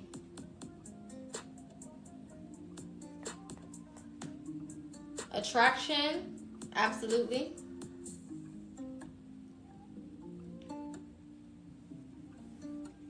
What else? The minerals in copper, especially if you are adding copper to your water, it needs to be pure copper, right? Nothing with no added chemicals or not sprayed with anything or nothing like that, right? You can get copper cups.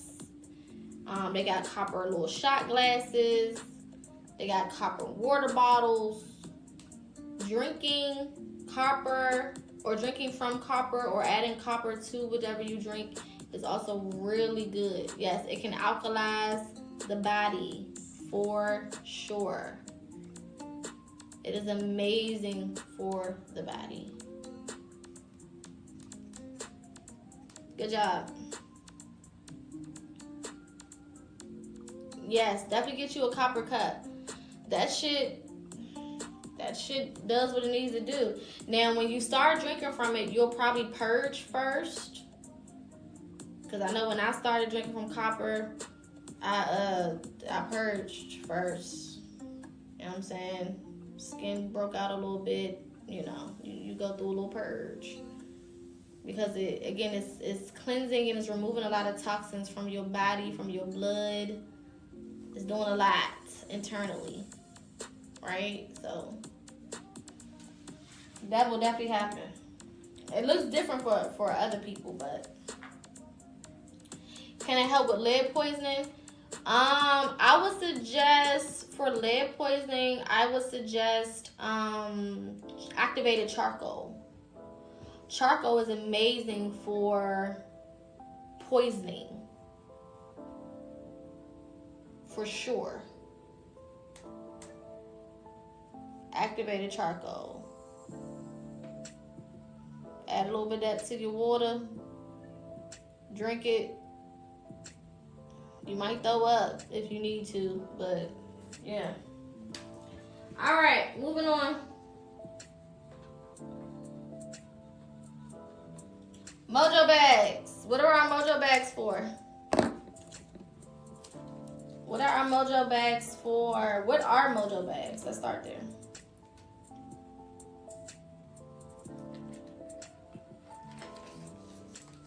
Yep, that's what they give you at the hospital for poison. Yep. That activated charcoal will bring whatever you got up in your stomach right on out. Luck, protection, yes, prosperity. Mojo bags can be made for anything. Yeah. You can mojo bag is nothing more than the vessel that whatever you put into it is carrying, right? So you can put your different herbs in it based on whatever it is that you're doing. Yes, the different colors have significance as well. We talked about how colors have significance in spell work in the spiritual realm, period. So the colors can coincide with whatever you're doing. If you're doing a money one or a luck one, then you would use, green. If you're doing protection, you can use black or red. If you're doing love, you can use pink or white or yellow. It's sometimes also associated with love. So yeah, there's different colors that you can use for sure. Mojo bags are completely customizable. So whatever the intention, you're going into it for, you can customize that mojo bag to do whatever it is that you need to do. Okay, so you can, all those herbs that we gave you in the beginning, those were some of the basic ones, but you can take those herbs, based on their properties and create a mojo bag, and you can carry it on you, put it in your pocket, put it in your bra. If it's small enough, they got the really, really small drawstring ones. You can put it in your wallet if it fits. You can leave one in your car if it's for protection. Sometimes people have them dangling from their mirror. Glove compartment. You can leave one at your desk at work. You know what I'm saying? And people be trying you in that motherfucker. You know what I'm saying? They are versatile, so you can use them anywhere. You can put them anywhere. You can put them at your front door. You can put them in your windowsill. You can put them at your back door. You can put them in the kitchen. Whatever you want to do, it doesn't matter. Okay.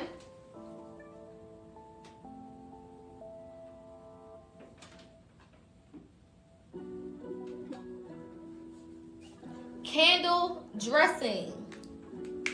What is candle dressing?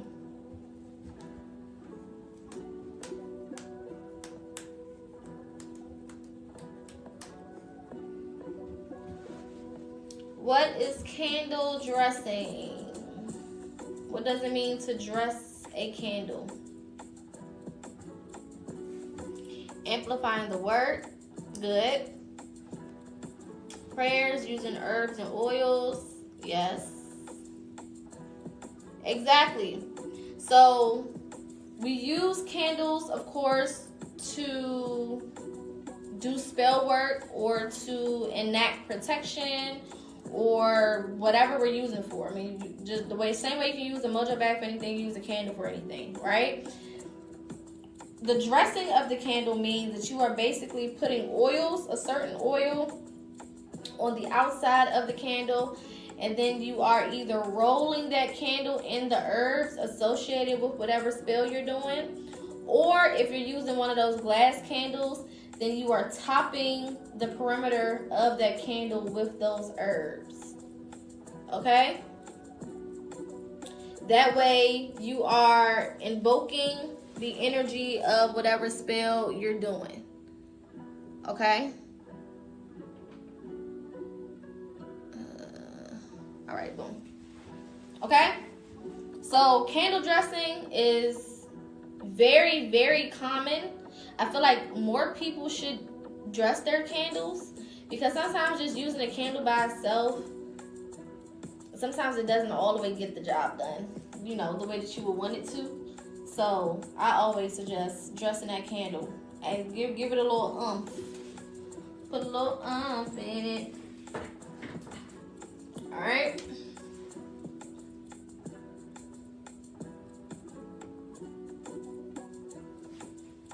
petitions. What are petitions?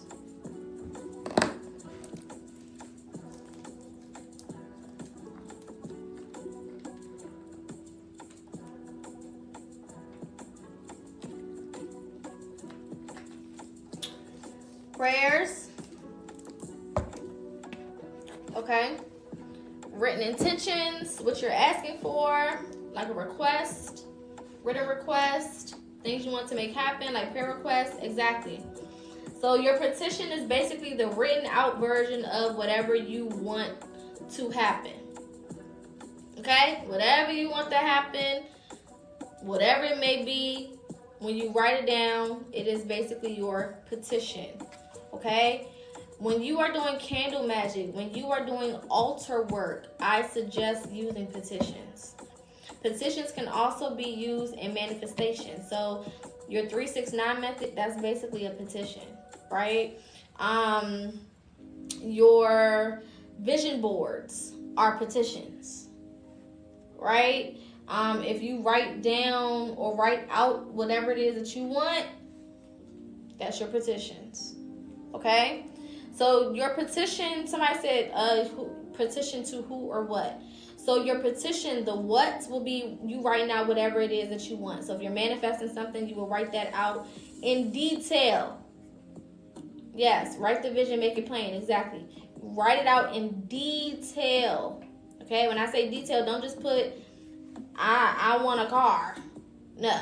I'm so happy and grateful for my 2023 gray Mercedes-Benz X-Class, red seats, whoop the whoop, wop the wop. You know what I'm saying? You want to be very, very specific. Well, I'm not going to say be Pacific, baby. You got to be Pacific. You want to be Pacific, okay? Yes, using a number 2 pencil or a pencil period, specifically number 2 pencil, will elevate whatever petition you're writing out. For sure. Now, of course, you can use a marker or a pen or whatever else, of course. But it's just something about that organic on organic, that pencil on paper. It just does something. Okay? So petitions are very important. If you're using your petitions when you're using your candles, always put your petition under your candle. You can even put your petitions under your pillow when you go to sleep. You can put your petitions under your mattress. I mean, whatever it is, you can put it wherever you feel led to put it. There's no specific one size fit all, okay? Like I said before, Hoodoo and the practice of Hoodoo is very intuitive based, right? So your intuition is going to be a huge part of you, structuring these things to fit you and your life. They have their own meanings, but the way that you structure it, the way that you go about using these things will most definitely be intuitive. Even the mixing of certain herbs, that shit is intuitive. You get in the kitchen, you just be like, let me get a little bit of this, a little bit of that, put something over here, okay. And I'm being led to get some of this, and I'm being led to get some of that. And you make whatever concoction you make, and it do whatever it's supposed to do, because that's what your intuition guides you towards. Okay? The color of the pen matters too on certain petitions, like red. So yeah, you can definitely use the colors of the pen, pencil, marker, crayon. Yeah, even the paper that you write on, you can also use color to invoke the energy that you're trying to invoke. What practice is specifically for Black people? If we talking about Black people, the real Black people, okay? Because everybody didn't want to be labeled Black at first. Everybody wasn't cool with being Black. We talking about Black people, Black Americans, Indigenous Americans. Hoodoo is the practice for those people. Okay? Now, if you're African or Caribbean, there's other practices for those people. What do you do with the petition when the candle work is done? So you can burn it. You can bury it. You can put it in a brown paper bag and throw it away if you so choose. I like to keep mines or I burn mines. Those are usually the two ways I go about it. You never want to put any of your work directly in the trash can. Okay? New World Spellwork has become intuitive because people don't follow initiation anymore. That's not true. And then it depends on what you're practicing. All practices don't require initiation. Sometimes being born into it is the initiation. Like for hoodoo. Hoodoo doesn't require initiation. Being born into it, having the lineage, is your initiation. So it doesn't require you to go through any priest or practitioners to get permission to do anything. Now, if we're talking about voodoo, if we're talking about Santeria, if we're talking about Ifa, those things require initiation based on the hierarchy.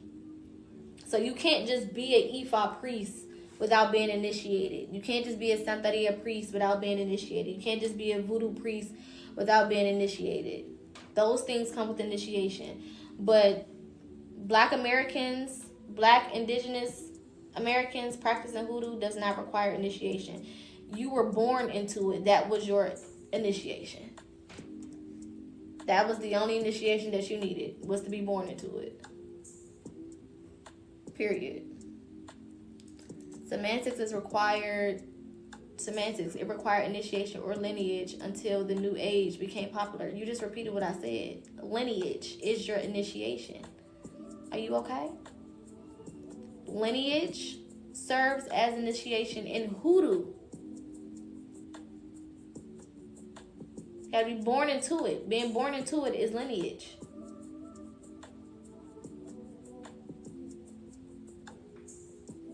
Okay? I hope you guys know the meanings of the words that you're using. What else does lineage mean? Confusion. Is there a different definition for lineage that I missed? Okay. All right, cool. Moving on. All right. What are some other methods of use or rituals that we can write up? Let me write down. Floor washes. What is the purpose for a floor wash? I'm gonna put floor wash, not floor washers.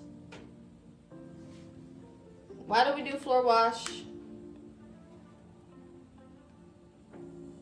Truth often offends. How am I offended? Where is the offense? Now you reaching. Sweeping.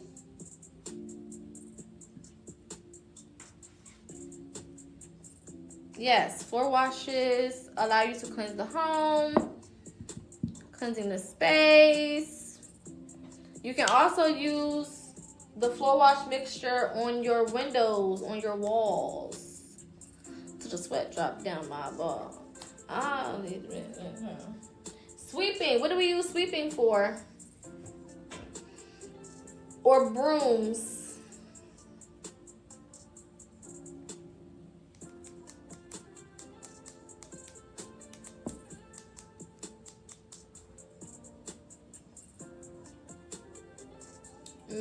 Marriage was a huge part of using brooms. Sweeping out negativity, removing jinx. Yes, cinnamon brooms. Good, because I was just about to bring that up. Cinnamon brooms are used for what? Because the use of a cinnamon broom and the use of a regular broom are two different things. Inviting in, I don't like the word blessings. I'm going to say abundance.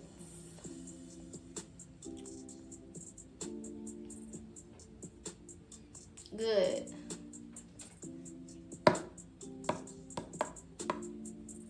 Perfect. Okay, so next thing we're going to quickly go over. Yeah, I you know, that blessing word means some other shit. So I be trying not to use it. It may be a little off topic, but do you have something for sleep? So your calming herbs will be for sleep. Your lavender, your rosemary, your roses. Also for sleep, that's when we get into our crystals. I did a whole live on crystals. You can go on my YouTube, but your amethyst, your selenite, yes, chamomile. What else? Black tourmaline, things like that. I feel like I didn't realize how much I knew until I came here. Thank you, my love. I'm so happy that y'all be learning here, because that's most definitely the purpose, is to learn. Is to learn. For Shosky. Okay. Alright. I know I teach a little different than other people, so they be assuming I got an attitude. I don't got an attitude. Oh, you didn't get to screenshot it. I ain't sorry. It'll be posted on YouTube tomorrow rising. So you can see it tomorrow. I forgot. Oh, Deja screenshotted it. Deja sent her a DM or put it in the comments.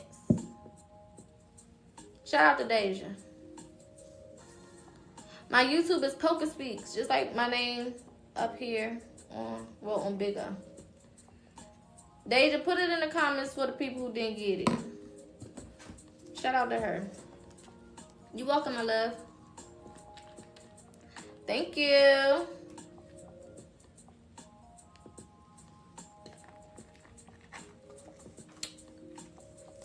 Shout out to Deja.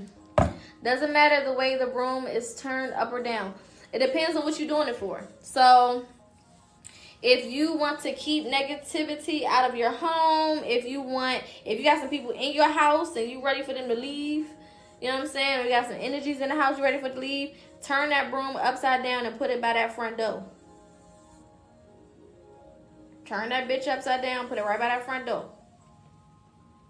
And anybody that's not supposed to be in there will get uncomfortable. They'll be like, you know what? Actually, I got something to do. Actually, I think I left my stove on. Yeah, get the fuck out of here. Okay. I also like to dress my doors. I call it seasoning my doors, where I'll take some of those herbs and I like to put it in front of my door. I do it at apartments. I don't give a fuck. People be walking, they walk by my damn apartment door and be like, what the fuck is all that on the floor? Mind your fucking business. Okay? I'll take that mixture and sprinkle it right in front of the goddamn apartment door. Okay? How often should we replace them, or it doesn't matter? If you're utilizing the broom for ritual purposes, I would say at least every 6 months. If you're using it for that reason. But if it's just like your regular broom and you just need somebody out your house real fast and you turn it upside down and you're not really using it all like that, then you will replace it the same way, at the same pace you would a regular broom. You can also dress your broom. So if you have a specific broom, I like straw brooms. If you're going to use them for spiritual purposes, I like straw brooms. And you get a straw broom and you can dress it. You can get you some, not chicken wire. I mean, you could use chicken wire, but you can get you like some type of wire. All right. And you can wrap herbs around the pole of the broom. Or, yeah, that would probably be the best way to do it.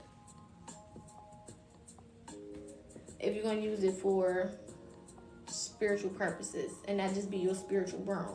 You know what I'm saying?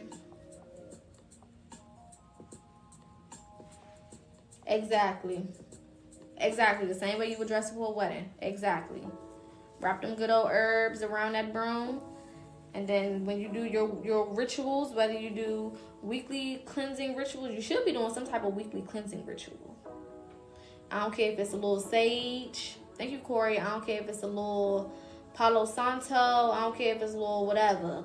Okay? I don't care. But you should be doing something weekly, because we take on a lot of energy throughout the week, and then you bring that shit in the house, and then you and that energy just in there chilling. Where would you put the broom storage wise? I would put it near, if I'm using it for a spiritual purpose, I'll put it close to my altar, to wherever my altar is, or somewhere separated from where people can kind of see it. So like in like like that closet that be by the front door or something like that. You know what I'm saying? Because the more eyes that be on your shit that you use spiritually, people, you know, people got opinions, and they send them evil eyes. Sometimes it's unintentional. Sometimes they're just curious or confused, but they send the wrong energy to your shit. So keep that shit separate. You did the candle dressing? You're welcome. I love a good dress candle. Yes, you can dress a room for marriage. Absolutely. Take your abundance herbs, take your love herbs, and dress that motherfucker. Thank you, Sunshine. Thank you, Jita. Yeah, dress that thing. Dress it on up. Absolutely. And then jump over that thing with the love of your life. And keep it. Keep it. You can keep it. You can put it under your bed. You know, under your marriage, your married bed. Hello. Put it right on under there. Okay. All right. Let's move on to Bible scriptures. Ways to use the Bible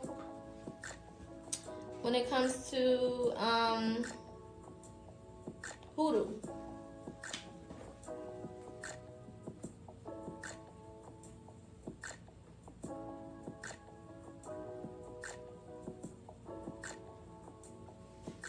Hoodoo in the Bible. All right.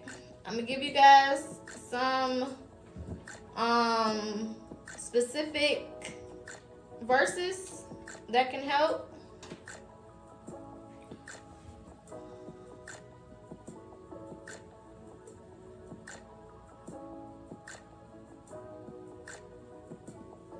Psalms 23 is good for protection.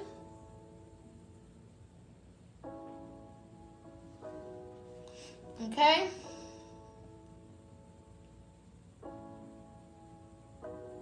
As well as general abundance.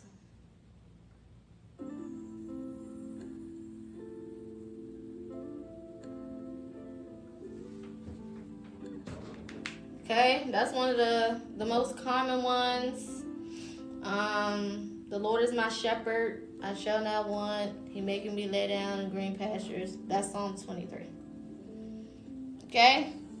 That's a great protection one. That's a great one also for just general abundance. All right?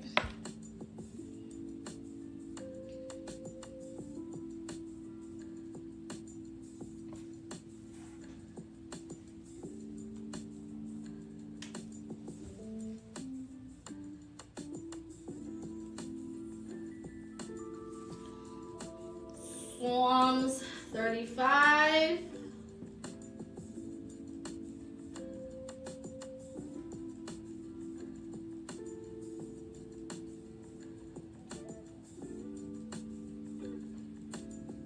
Protection against enemies. Okay.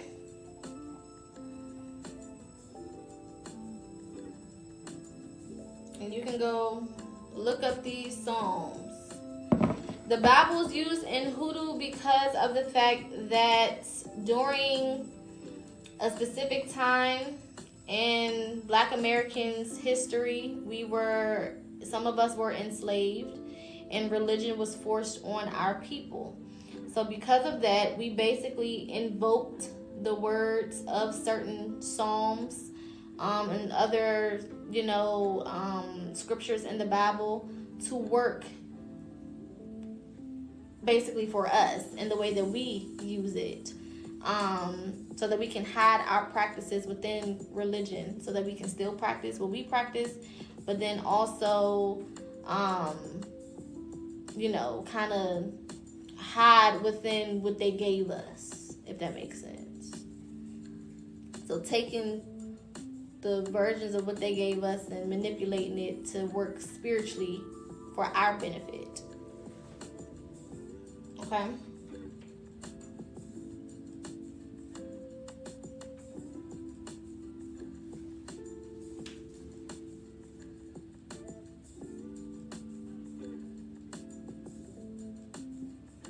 Psalms 91 is also for protection. Okay? Exactly, Earth Angel. Psalms 91. He that dwelleth in the secret place of the Most High shall abide under the shadow of the Almighty. And of course, there's more to that psalm, but that's how that one starts.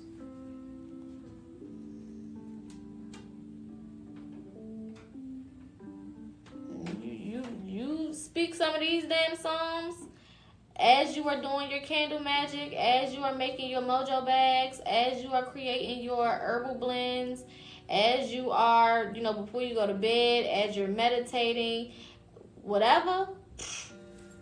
Listen. Listen. Whoever's fucking with you ain't gonna fuck with you much longer, I tell you that. They're gonna go ahead and get the fuck on somewhere quick. Psalms 109 is also for the reversal of enemies or any work that enemies have tried to do.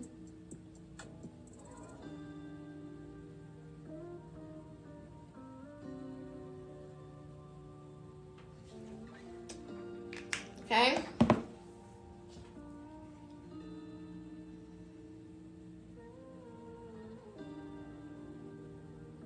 Hold not thy peace, O God of my praise, for the mouth of the wicked and the mouth of the deceitful are opened against me. They have spoken against me with a lying tongue. Ooh. Ooh. Set thou a wicked man over him, and let Satan stand in his right hand.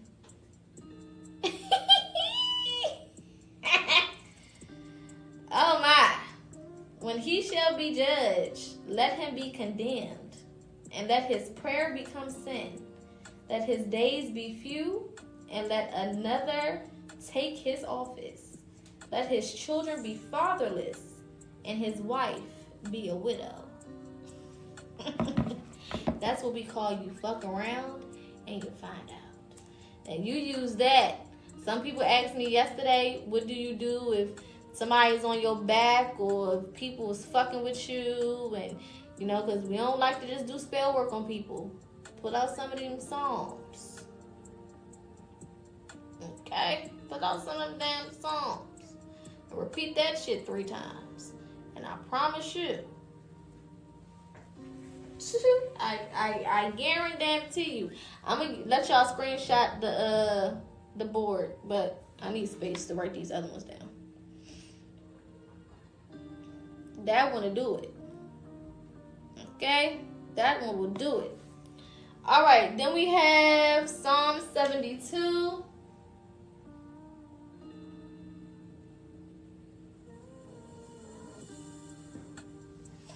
And this one is for financial prosperity.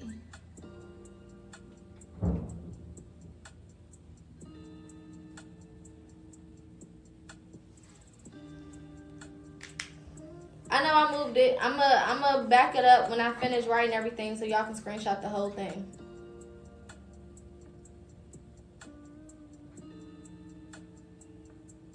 Okay?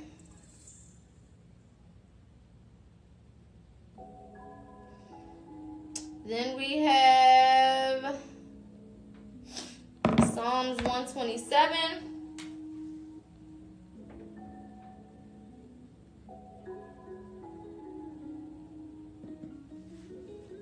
And that is for home protection and stability.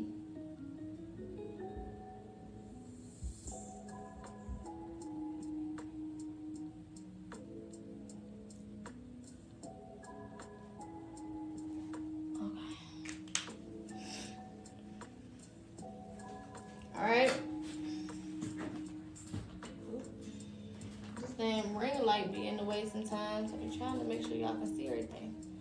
Okay, go ahead and screenshot.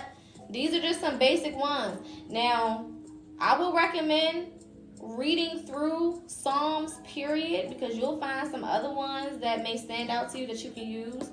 Also, when it comes to money and finances, especially if you have a business or when it just comes to career, get into Proverbs. Let me add that.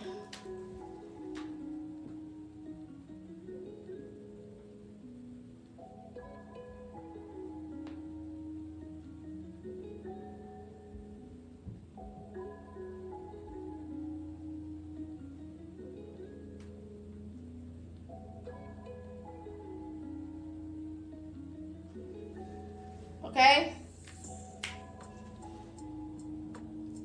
These are some of the general ones that you can start using for protection, for finances.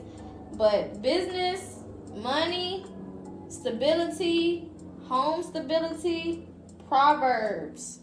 Okay? So I know a lot of us have left religion, but again, there's definitely ways that you can utilize religion in these things that you and utilizing it in what you need.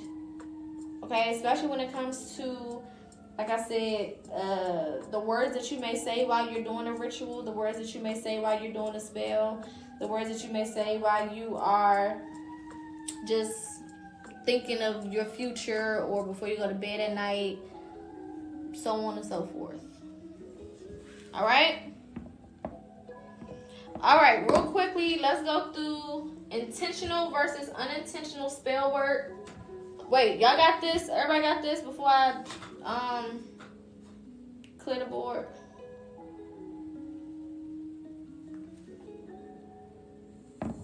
Everybody good?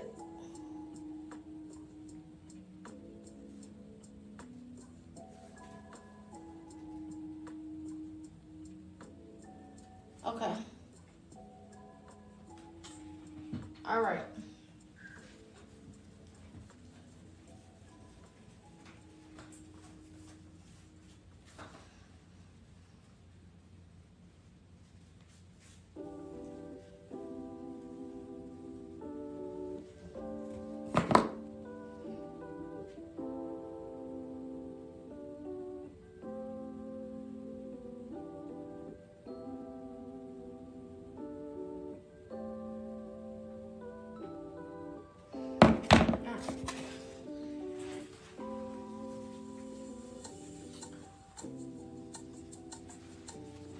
All right, so let's start with unintentional spell work, because this is what gets us fucked up the most out of everything.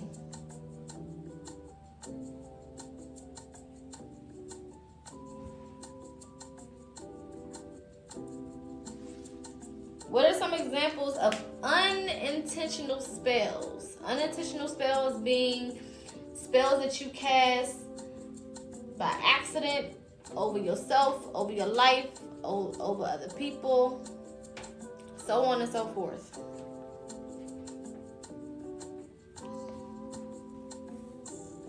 What would be some unintentional spells?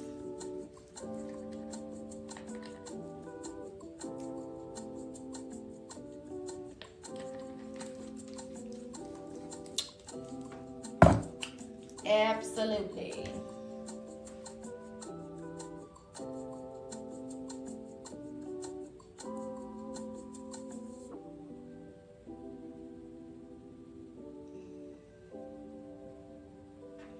Now, when we're talking about speaking negativity, good, I was about to ask for some examples. So, yes, saying I always get the short end of the stick. I'm always broke. I can't never find love. You know, I'm always in this situation. I'm so stupid. I'm dead.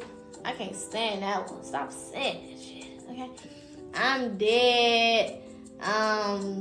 You know, things never work out for me.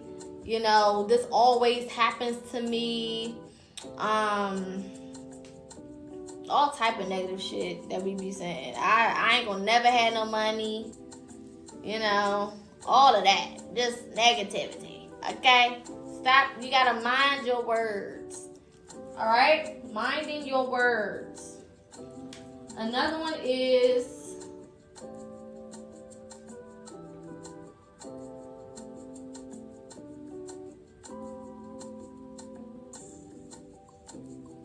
agreeing to negativity.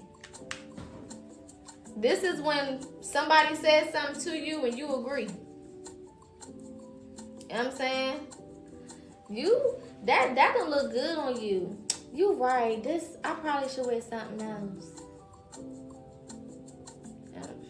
Girl, what? You don't never had no money. I know. You know what I'm saying? I know. Or yes, this will be on YouTube, babe. Put in your personal floor. That's a good one. Put your question in the comments, love. All of those. You know what I'm saying? When you in the app and you doing the do, you're doing your thing, and that motherfucker say, "We gonna be together forever. This is my coochie. This is my peenie peen." And you're like, yes, it is. Are you sure about that? You know what I'm saying? Y'all be putting spells on yourself. And then you wonder why you can't get away from that motherfucker. Okay? I'm the best you ever had.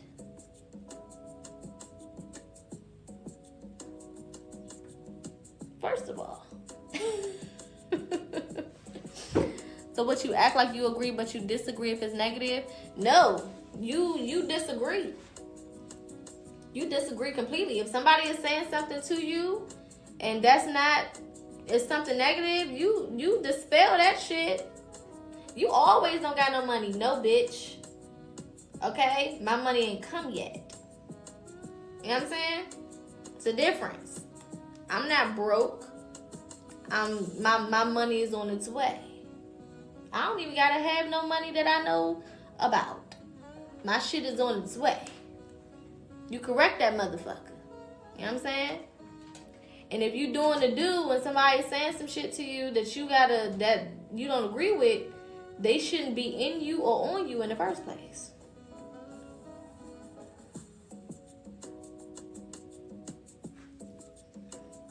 That's just that on that. If I gotta disagree with the fuck you saying, why are we here? You shouldn't be in my vessel right now. Exactly. I don't have money for that. Yes. Not this time. You don't never come out. No. I just can't make it today. You know what I'm saying? You always having car problems. No. I just don't need to go wherever the fuck you trying to make me go. So my car told me to stay in the fucking house. No, my people protecting me from whatever the fuck is going on outside. You know what I'm saying? You make that shit work for you. So that it does not become a negative thing that is going out in the atmosphere. You know what I'm saying? Hell yeah. A lot of that shit do be protection though. If you got plans to go out and your money don't come that weekend, or you know what I'm saying, that check don't clear, or something wrong with you getting paid, or that car get to acting funny, a lot of that should be protection. You know what I'm saying? A lot of that be protection. Okay?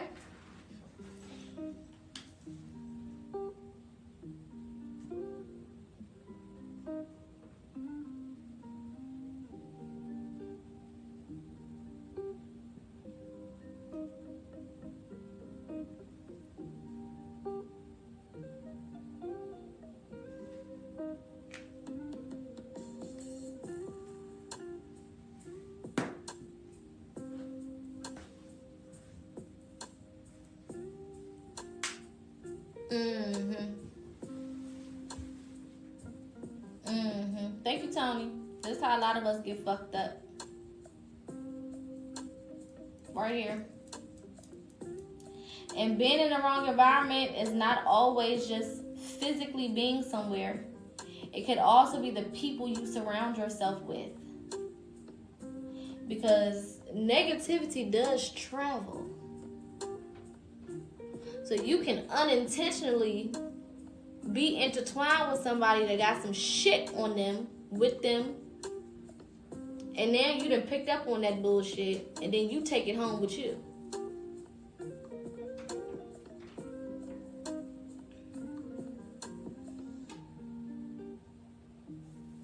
So this is people, places, and things when we talking about environments. You can have the best intentions. You can be the nicest little person and the purest little soul. You said put some exclamation points. Okay, I got you. All right. You know what I'm saying? Laying your head in the wrong place. Allowing your feet. We just talked about the importance of the feet. Allowing your feet to tread in the wrong spaces. Around the wrong people. In the wrong environments. Sometimes this also means living in the wrong city, being in the wrong state. This is why some of y'all can't get certain shit off the ground where you live, because you're not supposed to be there. It's time to move. It's time to relocate. Y'all trying to make these businesses work in a city that don't support the energy of your business. You trying to get into a relationship and find love in a city that don't support the energy of you finding love.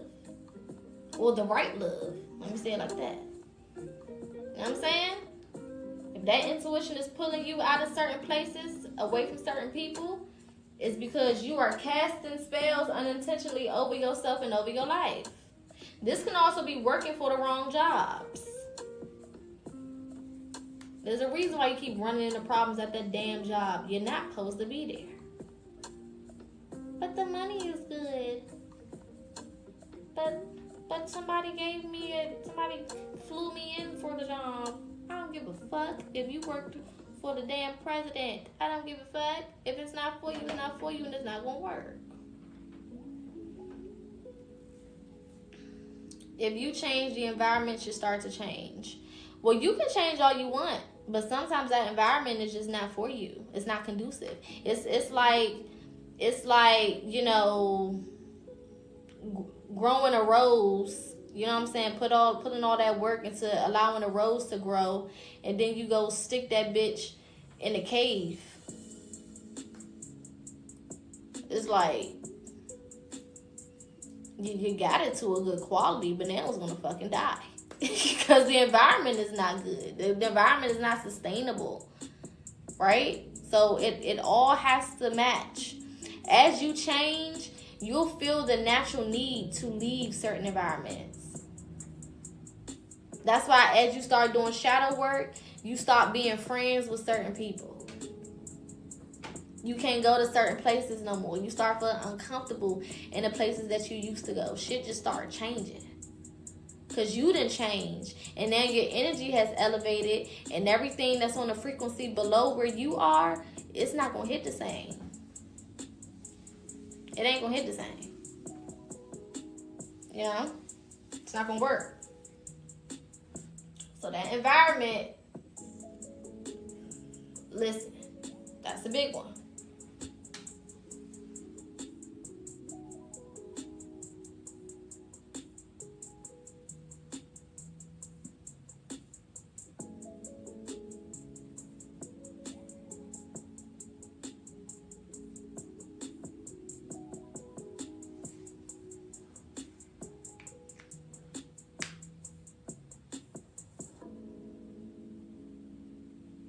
How to practice when living with others and their energy is negative until you're able to move. So you can only do but so much, right? So you can, you know, create boundaries and create your personal space to be high vibrational, but eventually you're going to have to manifest getting the fuck up out of there. Okay? What you listen to, what you watch, and what you read what you listen to, what you watch, and what you read can fuck up your energy. Okay? You sing the wrong song, you unintentionally chanting and casting spell. Songs are chants. Songs are spells. Spells are nothing more than words. So if you repeating something over and over and over, I'm broke. Yeah, it's literally the song that I love, but I can't sing the words because the shit say, "Cause I'm still broke." And I said, hold up. I'm not still broke. I'm not about to fucking sing that shit. I had to stop listening to it. Love the song. The shit is a banger. But that motherfucker kept saying he was broke a little bit too many times for me. I said, not me. I'm not fucking broke. I be changing lyrics sometimes. Cause fuck that. I'm not about to say that shit. You can say that shit. I'm not saying that shit. You know what I'm saying? The shit that you watch. You absorb the shit that you watch. It's a certain reason why all the baddie watching bitches act like baddie watching bitches. And I'm saying bitches because that's the appropriate term for them hoes.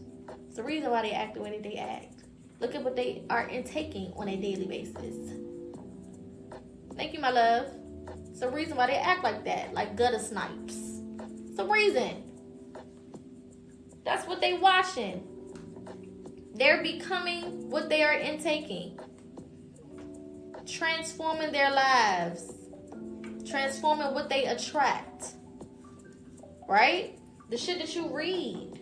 Why y'all think our grandparents so goddamn negative? Because they sit there and they read and the damn newspapers and watch the fucking news all day. And they just depressed as hell. Just scared and depressed. And stuck in the same damn mentality. Just the same shit. Because they just intaking the same negative bullshit all day, every day, 24 fucking 7. And y'all know the news just be on repeat. That shit just... Child, it's exhausting. Right? When you really start tapping in spiritually, these things start to change. You can't sit there and listen to certain... I mean, you can love that song with your whole heart. You can't really hear it the same. When you start getting aware of words and vibrations and frequencies through music, you like, ooh, I love this song, but I can't listen to it the way I want to. Certain artists don't hit the same to you no more because of the shit that they always thinking about, talking about, rapping about. Them motherfuckers who wake up and listen to Lil Baby at 6 a.m. Sir. To my murder, kill, going through a nigga mind. Why? Like, we wonder why the motherfucking gun violence is just absolutely crazy. Thank you, my love. We wonder why shit is just diabolical. Because you repeating that shit and you're dancing to it. So you got your body involved, your fucking mind involved. Thank you, my love. Your whole shit just murder. What the fuck? Yeah, I don't listen to SZA. I had to stop listening to Summer Walker because you're not about to keep crying to me on a damn song about these ain't shit ass niggas. I don't partake in ain't shit ass niggas. That's not my reality. You're not about to keep singing to me about that bullshit. It sounds great, but no thank you. You know, certain people I can't listen to. All the motherfucking Rod Wave supporters, I fear them. I fear that demographic. Thank y'all for the gifts. I fear them people. What do you mean this is your shit? This is depressing as hell. What the fuck? Ain't nothing good happening in y'all live lately with y'all don't want to listen to nothing else? That shit is depressing as hell. Oh my God. I just be like, good Lord. It's the reason why when you already feeling a certain type of way and then you listen to a specific song or a certain type of music, it can either make you feel better or make you feel fucking worse. And a lot of us think that, okay, I'm feeling fucked up. Let me listen to a fucked up ass song. Why would you do that? If you feeling low, you listen to something that's high vibrational. And then you wonder why you depressed for a week and you're not helping. You know what I'm saying? That's not working. Even with social media, we intake so much with social media, like TikTok, TikTok specifically. There's so many different things going on, right? You could be going through, maybe you just separated from somebody and you just went no contact with that person. And now you scrolling and you just keep seeing all these couples kissing and shit and people getting proposed to, and now you depressed because you're like, oh my God, now you in your head. Or you've been single for a while and you see all these people in relationships. You're like, what about me? You got to be careful. Sometimes you got to give certain shit a break until you emotionally get to a place where you can deal with it. Yes, I love me some D7 and God. My shit right now that I've been listening to every day is Shalimar, Night to Remember.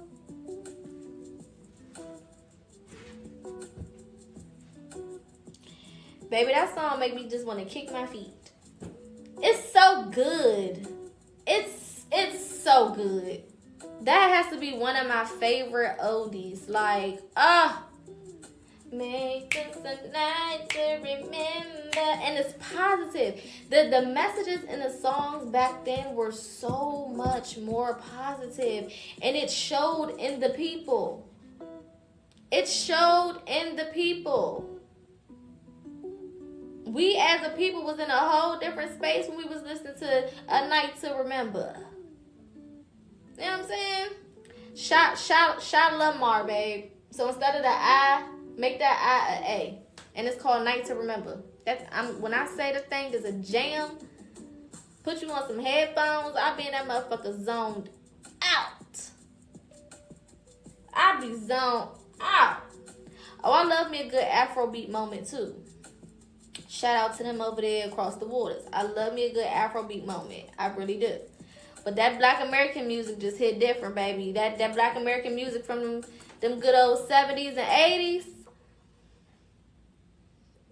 That Marvin Gaye, put a little Marvin Gaye. I want you. And I want you to want me too.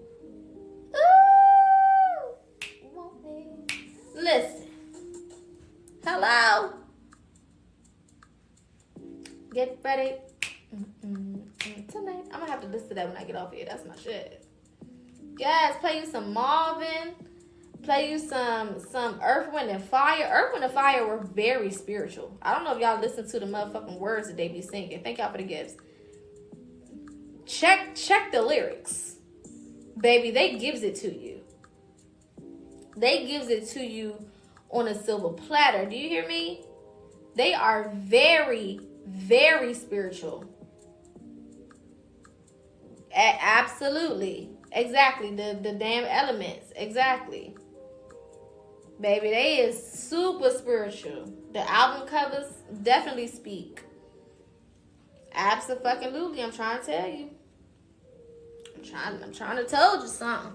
Ooh, Stevie. Oh, baby. As is my favorite song of all time. I don't know what or how he called up the ancestors when he wrote As. Oh, I cry every time. I can't listen to it without shedding a tear. It's my favorite song of all time. I don't know what the session looked like with him and the ancestors when he wrote that song. But good Lord. I mean, he wrote the fuck out of... First of all, that whole album, Songs in the Key of Life, that thing will change you. That shit will change you. I'm trying to tell you. Every damn song. Every single one of them damn songs. That shit will change your life. Put that bitch on with some headphones and read them lyrics. You will never be the same. You will never be the damn same. Okay? Listen. All I do is think about you. Again, it spoke to the energy of that generation. That generation was so much more connected, so much more in love. There was so much more stability. There was so much more, foundation as far as the mom and the dad in the household. It was so much more connectivity. They're making a documentary for who? Stevie? Yeah, so much more meaning in the words. I'm trying to tell you. Ooh, Frankie Beverly and Maze. Don't make me cry. Frankie! Frankie! Don't make me cry. Don't make me get emotional. Frankie! Ah! Why they had to take it? I just talked to him yesterday. We always just talk to somebody yesterday. Yes, they sung from the heart. They meant every word. And it came from a place of love. Frankie was very spiritual. I just went to a spiritual shop, and I swear half they shit was fake. A lot of these spiritual shops do be selling fake shit. You gotta be careful. Try to find one that's black owned. Thank you for the beans. But yeah, so y'all get the concept. What you listen to, what you watch, what you read, all of those things have significance. Even if we talk about the poetry, right? Because music is most definitely poetry, but then we also have poetry. We have art. We talked about art on the live Monday, right? All of these things give out a certain vibration and a certain frequency, okay? The movies, hell yeah. Authentic Moldavite, try to find I would go on Etsy. Etsy has a lot of real crystal sellers rather than like Amazon or something like that. With Amazon, you really gotta look. But Etsy has a lot more actual crystal sellers, like people who go mining for crystals. Or you can always go mining yourself. Absolutely. Yeah, Moldavite ain't no game. Moldavite is not no hoe. Okay? You gotta be absolutely prepared, because Moldavite will turn your shit upside down and have you in the corner holding your knees. Okay? Just Alright, any other ones you guys can think of when it comes to unintentional negativity, unintentional spells being cast? Any other ones y'all can think of before we move to intentional?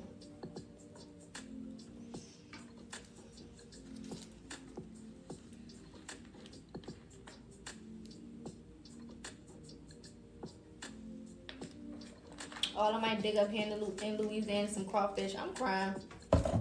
Do you know how damn stupid I felt when I learned crawfish came from the goddamn ground?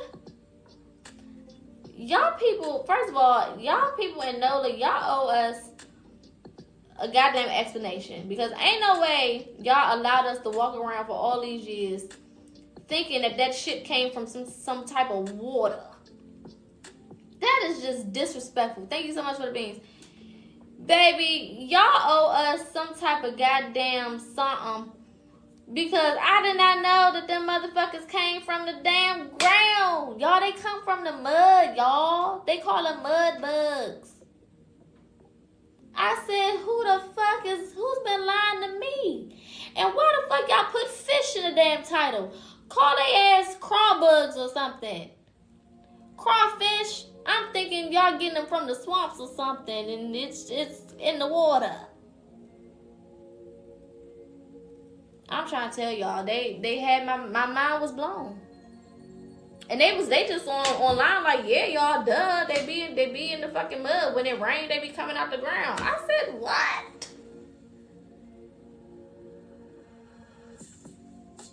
We have been bamboozled. We have been hoodwinked and swindled. I clutched the fuck out my pearls. I said, you lying to me? Child.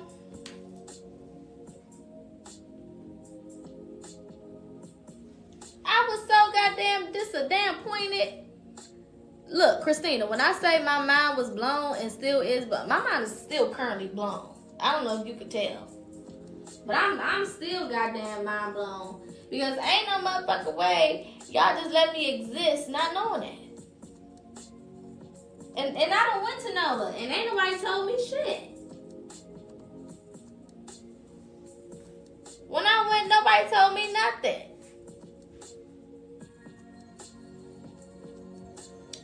Listen. Marva, you ain't let me know nothing, Marva. I said, ain't no fucking way. I've been living this long ass life that I've been here. And I've been thinking these motherfuckers is coming from the swamps or something. That's what I thought. I thought they came from the swamp. Or the water in the bayou. Baby, I don't know. I said, what the fuck? You telling me this shit just coming out the ground? Just randomly on a rainy day? It's just a motherfucking front lawn full of damn crawfish? Look that shit up on TikTok. Blew my mind. I mean, blew my shit back blue.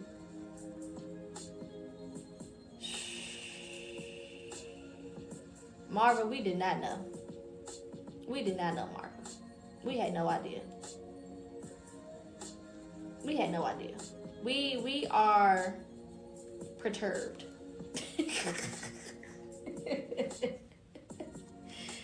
Baby, lost in the damn sauce. Do you hear me? I mean, just lost. The only thing edible from the swamp is the gators and the catfish, unless you in the snakes. Baby, listen. You could have fooled me. I said, oh, that's why they got so many of them crawfish, because they in the swamps, and it's just, and they look like little lobsters. So I said, oh, well, you know, they must be just lobstering around down there. Maybe they lobsters' cousins or something. Baby, no. They is related to the damn bugs. They related to the goddamn... I'm so through. I don't know what to do with myself. I've been through since I heard about it, and that was probably like a week ago. And it's still just blowing my mind. Mine is just still blown. Okay, we got fears. Fears are also unintentional spells, especially when it's shit that we done came up with. How are you scared of something that didn't even happen? You know how crazy that is? Diabolical. Alcohol is a good one too. Food and alcohol is good.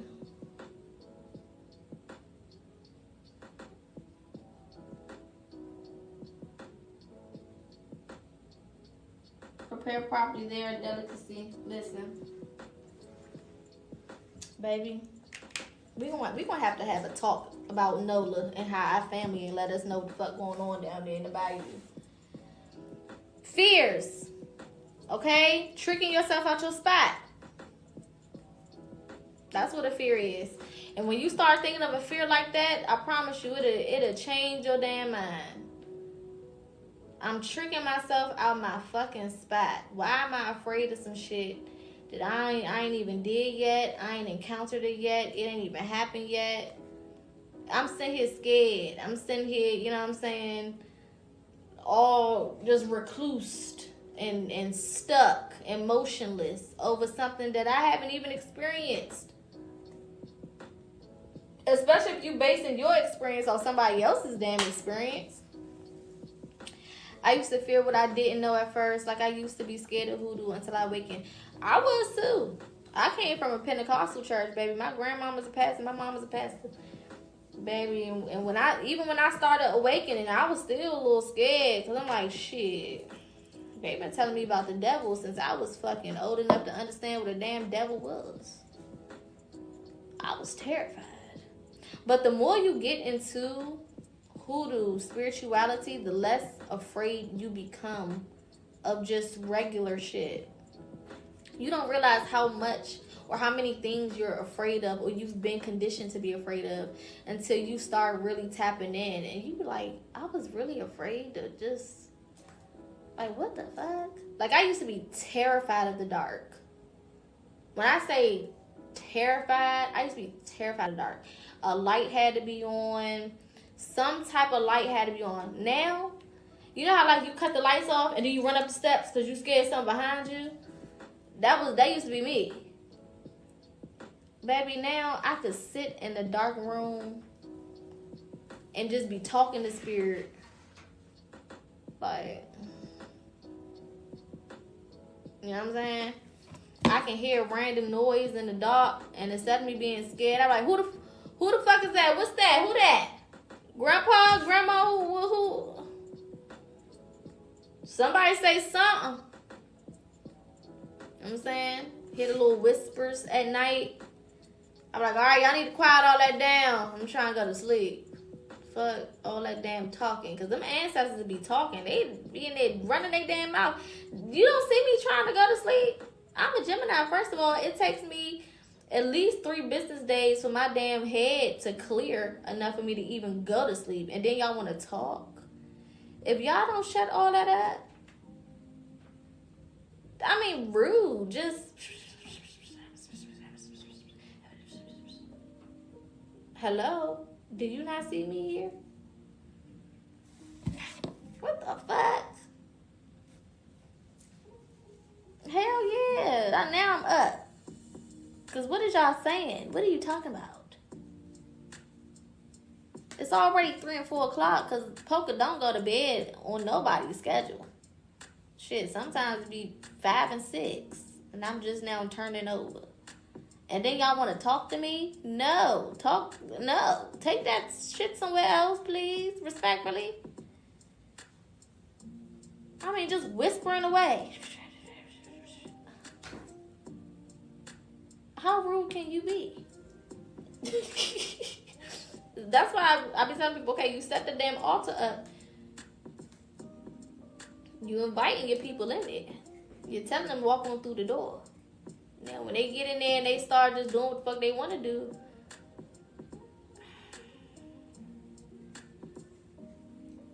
baby, listen.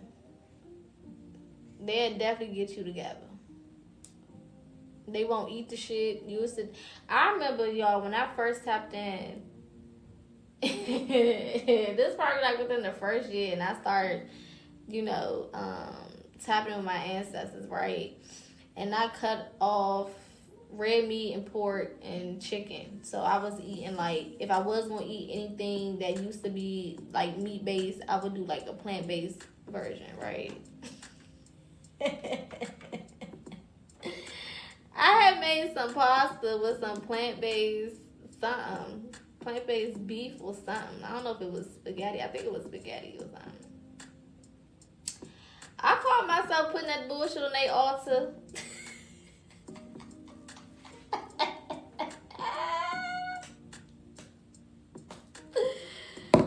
Woo! They like to choke me to sleep. I immediately, when I put it down, I was like, ooh. Because your intuition started telling you. Before I even put that shit on the goddamn thing, I was like, I don't feel like this one hit. I don't feel like this one hit. I walked away from that altar and came back. And I looked at that plate. And you could tell when they've accepted the offering. Because the food started to dry up.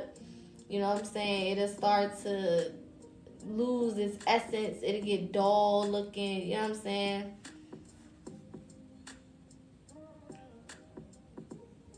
I heard my grandma was clear as day. Come get this.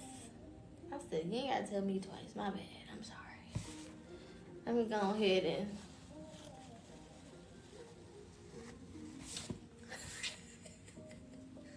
Let me go ahead and clean this up for y'all.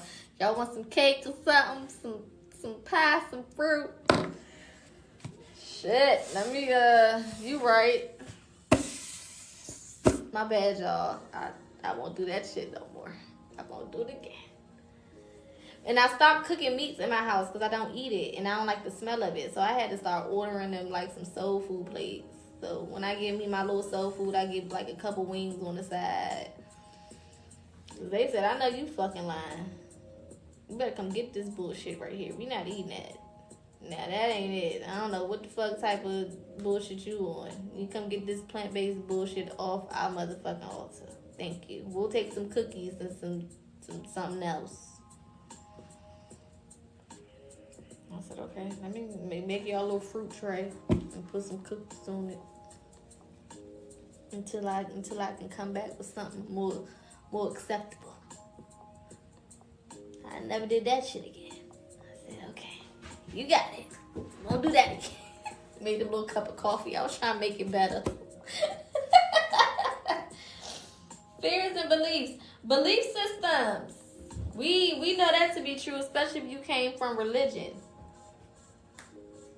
Okay? Especially if you came from religion.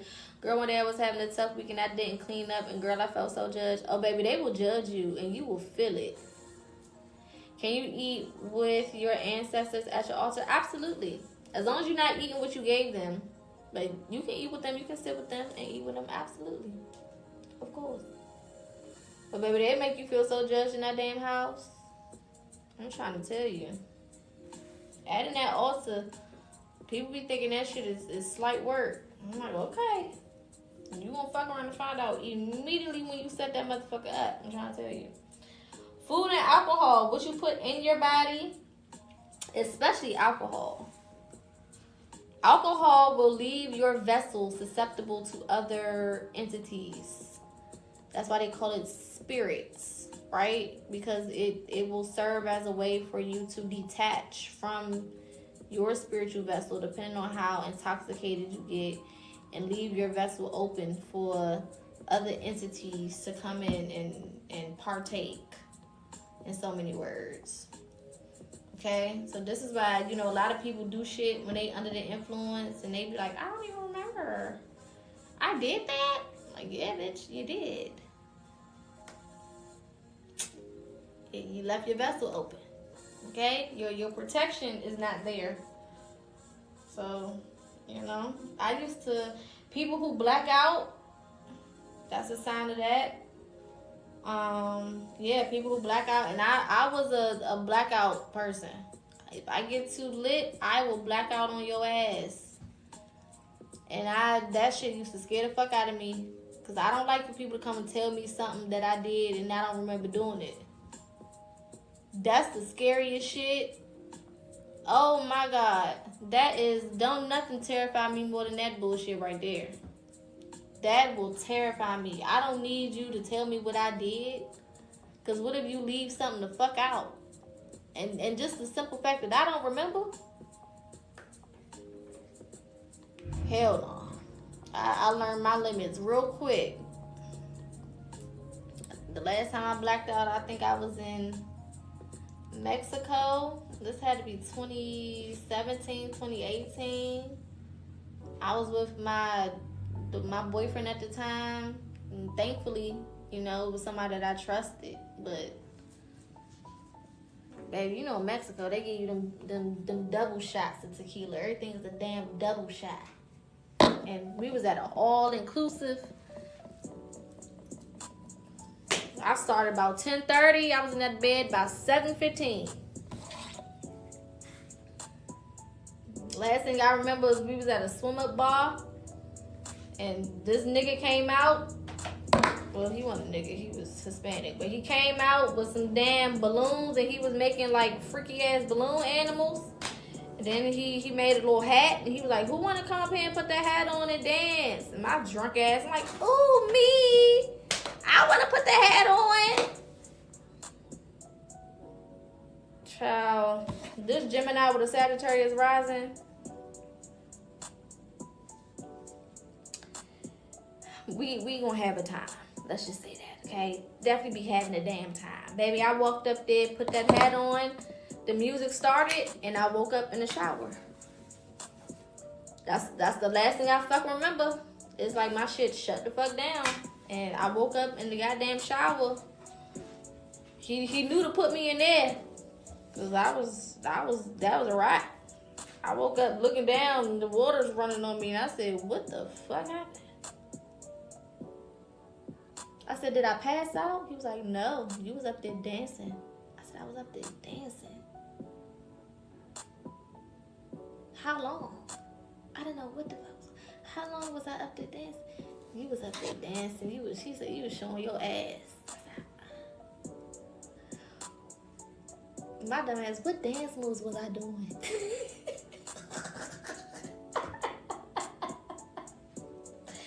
So was I fucking him up? Like, was it good? Cause I don't want to be up there drunk and embarrassing. Like, was I coordinated? Was my rhythm still intact? Like, I need to know. I need to know what I was doing. Baby, he said, yeah, we walked to the elevator, got on the elevator, walked up the steps, went here, went there, came back to the room. You know, I tried to get you to take your bathing suit off, but you told me that you didn't want to be naked in the shower. I said, I don't want to be naked in the shower. I don't want to be naked. Okay. So he said, now we're here. Drink this water. I said, I don't want that damn water. I want to lay down. My head is pounding. And I got an attitude because I don't remember dancing. I don't remember if I had rhythm or not. That shit was really pissing me off. I said, you didn't record it? Because I don't want to look like you ushered me off the stage because I was too intoxicated. That's embarrassing. Like, did you usher me off? You know what I'm saying? Did I complete my dance and then I said, okay, let's leave? Or did you have to come get me?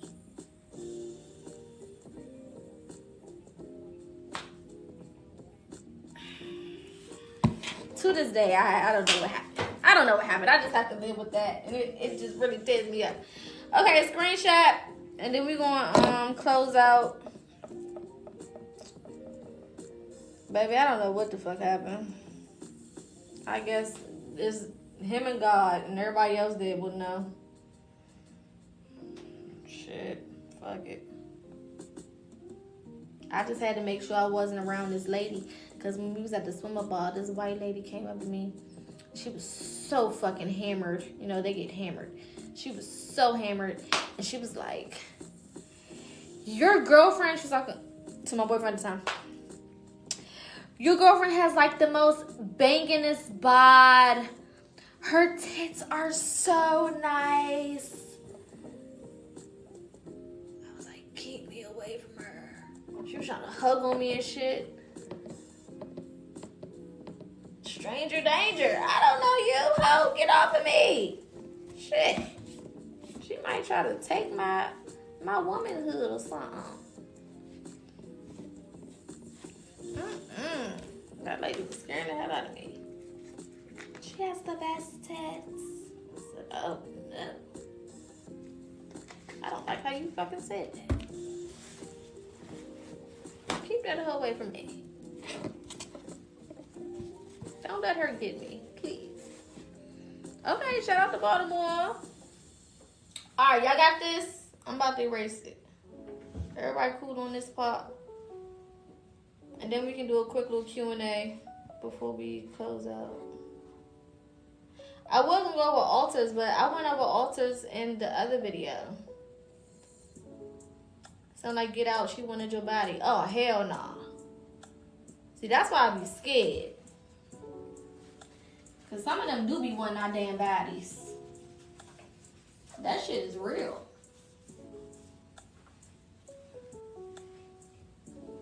Trying to figure out why some of these motherfuckers got soul and athletic abilities. They done took somebody's shit. You know, a lot of these movies be documentaries. That's the gag. A lot of these damn movies be documentaries of some other shit that done fucking happen. How some of our people done got. Fuck that. You ain't gonna get me, ho.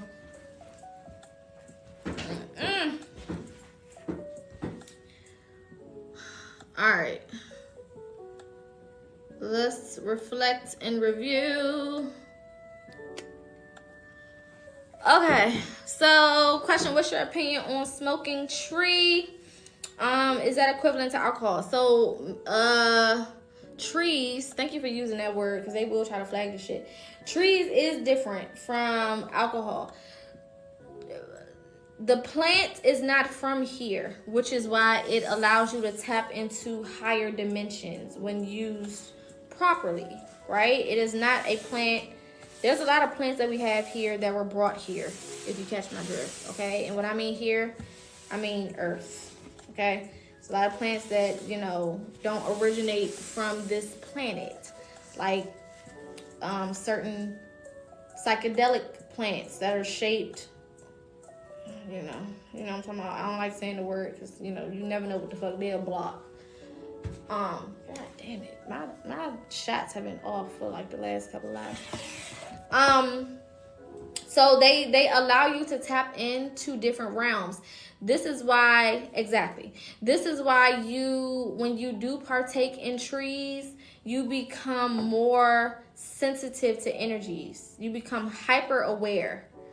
This is why a lot of people get paranoid, because you're not paranoid because it's making you paranoid necessarily. What it's doing is it is taking off almost the shield that we have naturally being here, and it puts you on a different energy level where you're able to pick up more on what the fuck is going on around you energetic wise. So this is why a lot of people get paranoid, because it's like that movie, They Live. If y'all haven't watched that movie, go watch that fucking movie, okay? Go watch the movie They Live. That shit is crazy. But it's like putting them glasses on, them special glasses, and then you can see everything that you couldn't see before. It serves as that purpose. Alcohol also, in some ways, can be used in that regard, but too much of anything is not good, right? Alcohol has harsher consequences if you use too much, rather than trees, right? Trees don't really have a negative effect. It can make you, the worst that can happen is you go to sleep, or you get lazy, or you get fat because you got the munchies, or you lose weight because you don't have no appetite. You know, that's like the worst that can happen with that, versus alcohol. You know, alcohol can take you out, or you can take somebody else out. You know what I'm saying? So, yeah. Now with, I'm going to call them psychedelics. With psychedelics, it also does the same thing, but to a higher degree than trees. So, psychedelics will literally transport your ass to a different dimension, or give you a glimpse of a different dimension, which is why people start to,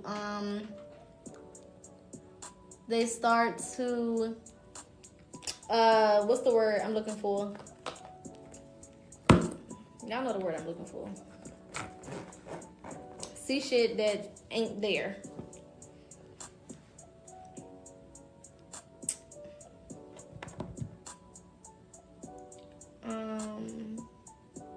Yeah. Hallucinate. Thank you. Exactly.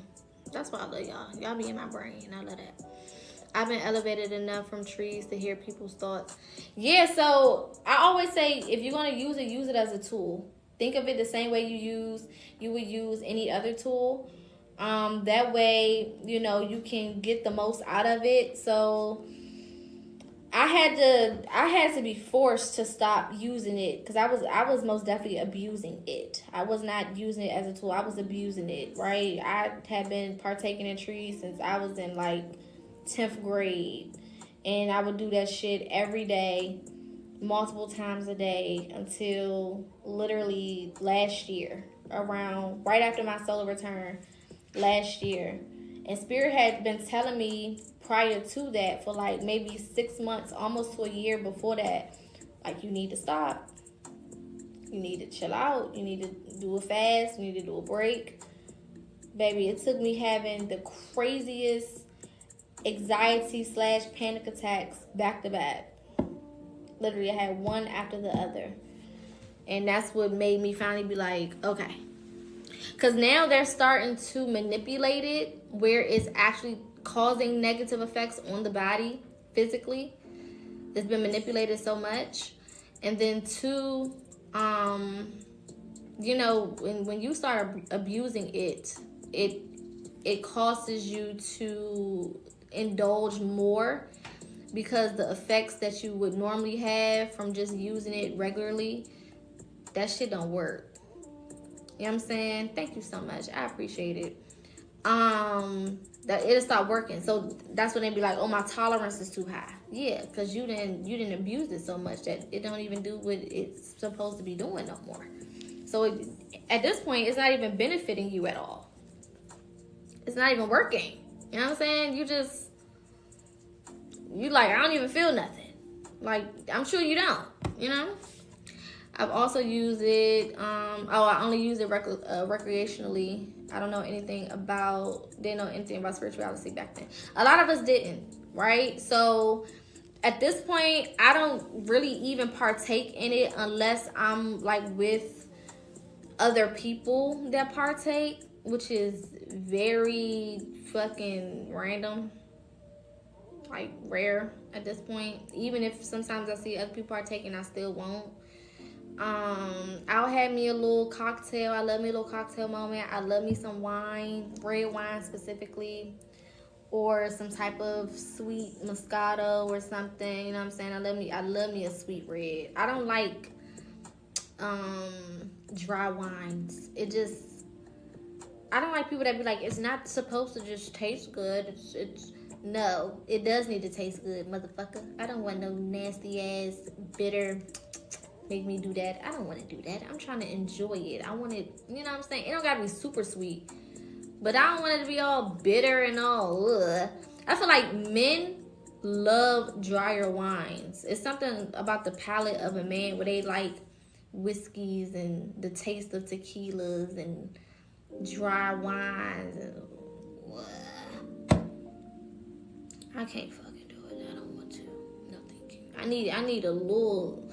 Put a little sweetness in it, you know what I'm saying? So I can enjoy it.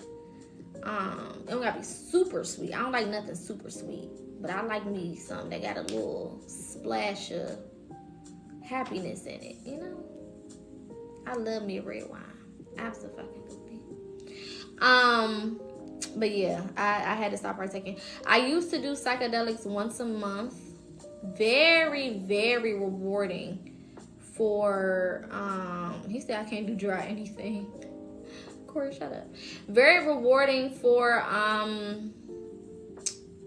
shadow work, for healing, for tapping into deep emotions, feelings, things that you may not be consciously aware of.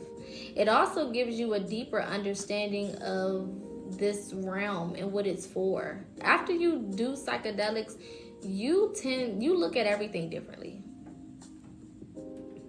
You just can't help it. And it doesn't require you to hallucinate. Like, you don't have to take that much where you are now like, you know, hallucinating. You could take enough where, I mean, the walls will be moving. You can see the frequencies of shit. Like, you can see that everything is breathing and it's alive. Like, the trees are breathing. The grass is breathing. The flowers are breathing. Like, you can literally see everything alive and moving and fucking doing what it do.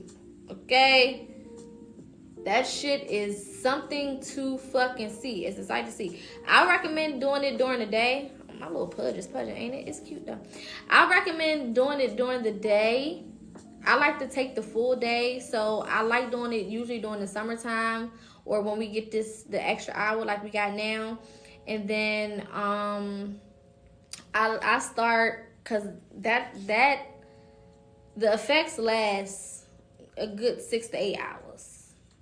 And it's no coming down from that. You in it. Okay? It's cute. Thank you. When you in it, you in it. It's not like trees where you can just eat you some dairy, get you a little ice cream, or something. No.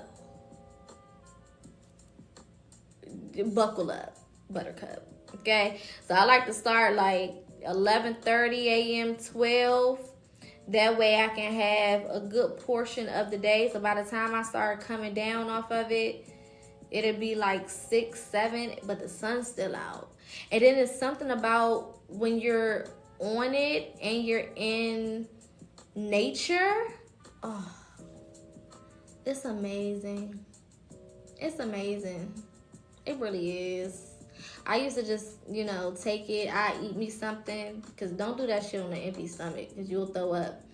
And don't eat too much. Because you'll have the runs. Okay. Don't do too much. But I eat me like a little something. Maybe like a little breakfast sandwich. I like to take him with the actual dried psychedelic. That's what I'm keep calling it. I like to put those like on the sandwich and eat it. You can make a tea out of them too if you want to, but yeah, I like to do it like that. It takes about, depending on your digestive system, it can take about 45 minutes to an hour. Some people it'll be quicker. It just depends on your metabolism and how you digest food. I always say the first 15 to 30 minutes is the most difficult because you have to accept it. It's like this level of acceptance that you have to go through. It's like a tug of war. I don't care how many times you do it, you still have to go through that acceptance period where you just be like, you are not in control. And I don't mean that in a sense of like when you black out from like alcohol and it's like, oh, I don't have no control of my body. It's like you don't have no control of this process. This is the process that you're about to embark on. This is a journey that you're about to start. And you don't have no control here. And that takes some time to kind of process. How do you know how much to take? I start off microdosing. That's how I started off. That way I can slowly figure out how much was enough for me. I think by the time I got super established, I take like 5.5 grams just to the dome piece. You usually start to hallucinate around 6 and 7 grams. So I'll be just short of that. Listen, straight to the dome piece. I usually start off in the shower. Them first 15 to 30 minutes, I'll clean my tub and I will sit my ass on that shower floor. And just let the process. Because I be trying to fight it. My controlling issues. I love Blue Lotus. Blue Lotus, I usually, add Blue Lotus to my, I haven't done too much of Blue Lotus in tea by itself. But them dreams off that Blue Lotus be crazy. Picture me running down the street, butt out if I ever did it. You won't. It's not that type of trip. It's not that type of trip. I promise you. It's really not. And all the times that I've done it by myself. The worst thing you could do is like use one of them chocolates. Don't do that shit. Don't use that chocolate shit. Don't do it that way. Thank you, Dimples. Don't do it that way. Use the straight ingredient. You can microdose. The heads of it is more effective than the stem. So you can try the stems first. You know what I'm saying? Take a couple. The thing is chocolate. The chocolates are like eddies, right? You don't know how much you're getting, so you can't really gauge it. You know what I'm saying? You don't really know the dosage. You don't know. You just don't know. You just out there. You know what I'm saying? You have no idea. And a lot of people get sick off of those.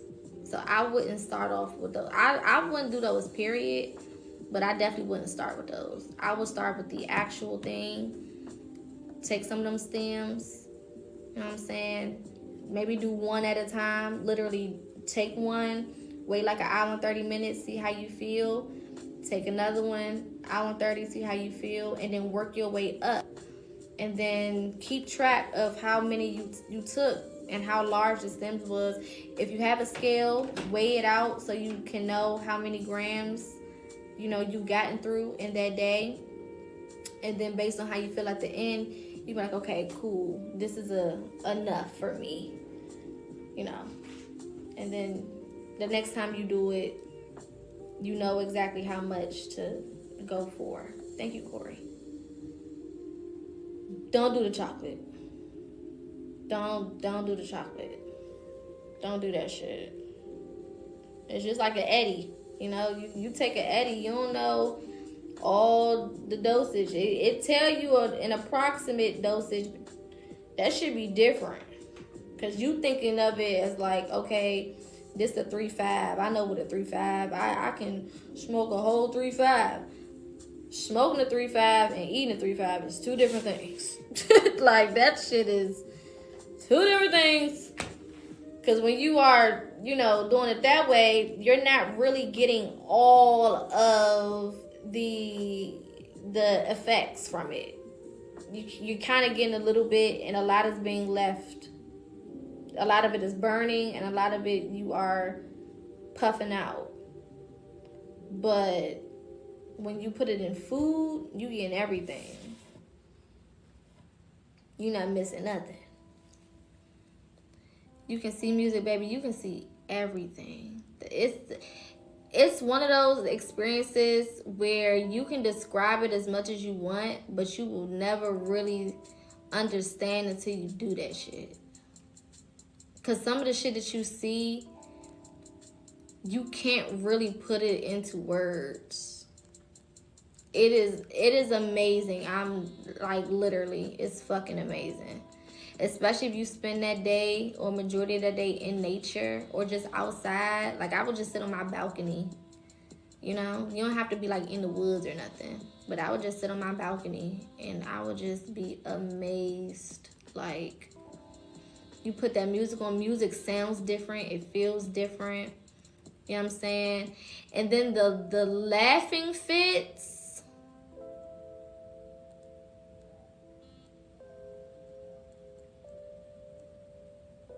The laughing / crying fits.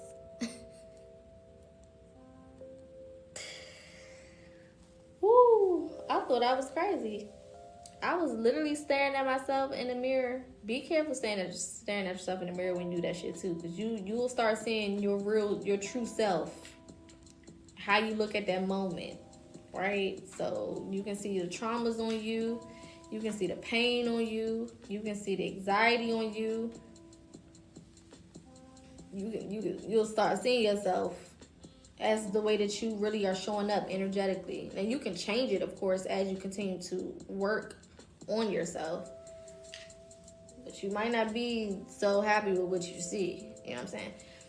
But baby, I was staring at myself in the mirror and I got the crying and laughing at the same time. It was the most confusing, hysterical, interesting thing that's ever fucking happened to me. I said, what the crying, literally crying and laughing. I couldn't stop doing both. And it was for like a good 15 minutes. I could not stop.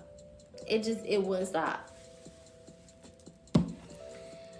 Yeah, I did it all by myself. Cause with that, your environment is everything. And we talked about how people are also environment, right? So when you're doing it with other people, you are introducing other energies into your space. And your trips a lot of it is based on your environment. And it's based on the energy that, you are starting the trip in. So when you're around the wrong people, you know what I'm saying? I'm a Gemini. I do a lot of shit by myself. So I'm like, shit, if I'm going to be fucked up and have a bad trip, it's going to be because of me. It's not going to be because I had this motherfucker over here throwing my shit off. You know what I'm saying? Like, no. Or their negativity, coming in and no. So I just do it by myself. In the house by myself. just gone. I lay down, and I know when that shit start kicking in, because my ceiling will start moving. Like,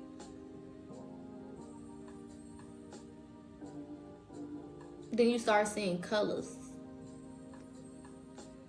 I mean, you can look at a white background, and you will start to see colors. That's why I tell you, everything is colors, everything is numbers, everything is frequency. And you see that shit loud, live, and in color, literally, when you were on that. Like, everything is fucking moving. You can see your own aura. You can see the vibrations of people around you. You can't just watch anything on TV. You know what I'm saying? Like, I try to put on a comfort movie, or one of my comfort movies. Like, I love Iron Man, right? So I was like, oh, I'm gonna watch Iron Man. It was like heavy, and like my chest started feeling heavy watching. I was like, I can't watch this. Like, this is not agreeing with this trip. I gotta turn this shit the fuck off. And it's Iron Man. It's like, it's not nothing crazy. It's fucking Iron Man. I had to cut that shit off. It was doing something to me. I said, oh no, this is not working. I cut that shit off expeditiously. Turned on music. I was listening to some song came on, baby. I started boo-hooing crying. I mean, you will gut cry. But it's releasing. You know what I'm saying? You feel good after you do it. You have this instinctual, intuitive understanding of why you're doing the things that you're doing, why it's affecting you the way it's affecting you. It's like a clarity that comes with it. That's just like, you understand everything. You get it. It's like everything just makes sense. You know what I'm saying? Some people microdose it just to have that clarity. Like, they just want the brain clarity without all of the extra things. So you can take like a gram, and that shit will have you hyper focused. Like, all the shit you need to get done in a day, you'll get that shit done in like 2 hours. When I first microdosed that shit, I was packing orders at one point, because this is when I started my herbalism business. Baby, I got through them orders so damn fast, I shocked myself. I said, I know it was more that I had to do. Nothing more. Question: do you believe your third eye is open, and do you have any thoughts on it? I unintentionally what? Yes, we're talking about psychedelics. Absolutely. My third eye is most definitely open. And I know it is, because sometimes I want to turn it the fuck off.